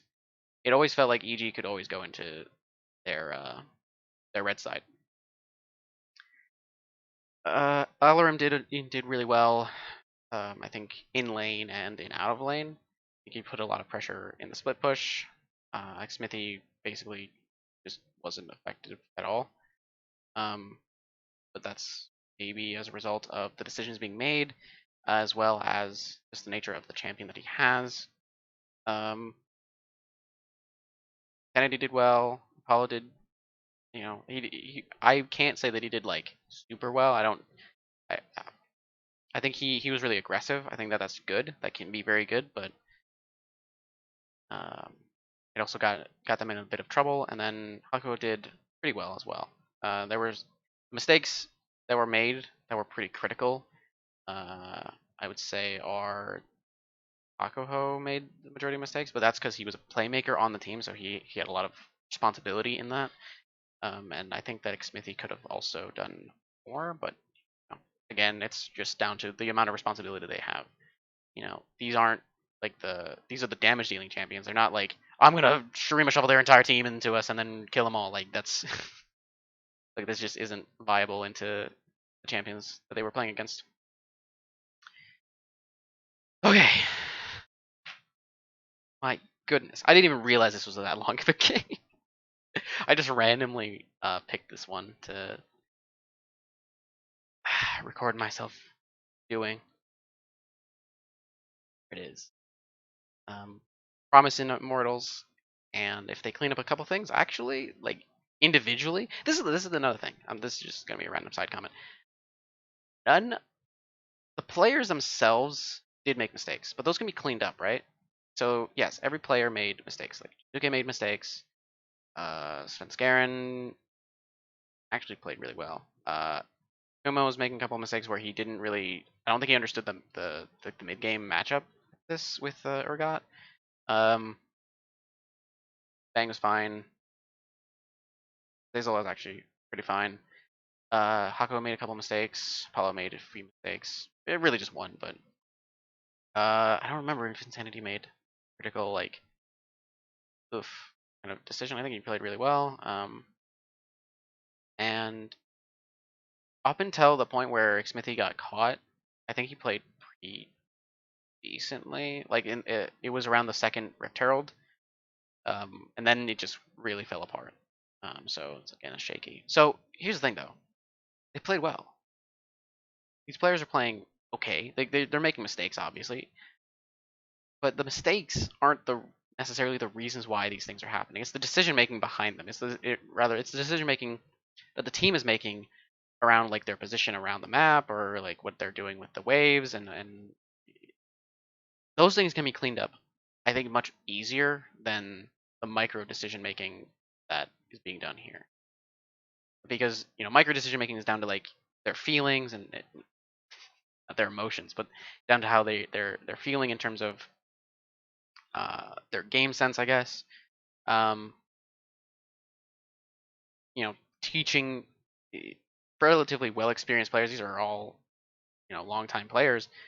Teaching relatively well experienced players new tricks is fairly difficult. Uh, and so it's not a case of that. It's a case of just teaching them the map more than anything else. And that is always been a bit of a weakness in the LCS. Which, if that was cleaned up, I genuinely think Immortals does a lot better in this game. I think the EG actually played generally pretty well, though. Only a few mistakes. I think Scarn made one pretty big mistake near the end. He actually almost cost his team the game, but yeah. So in conclusion, promise, but we're not there yet, and I'm definitely not there yet. Did you watch this? Jesus.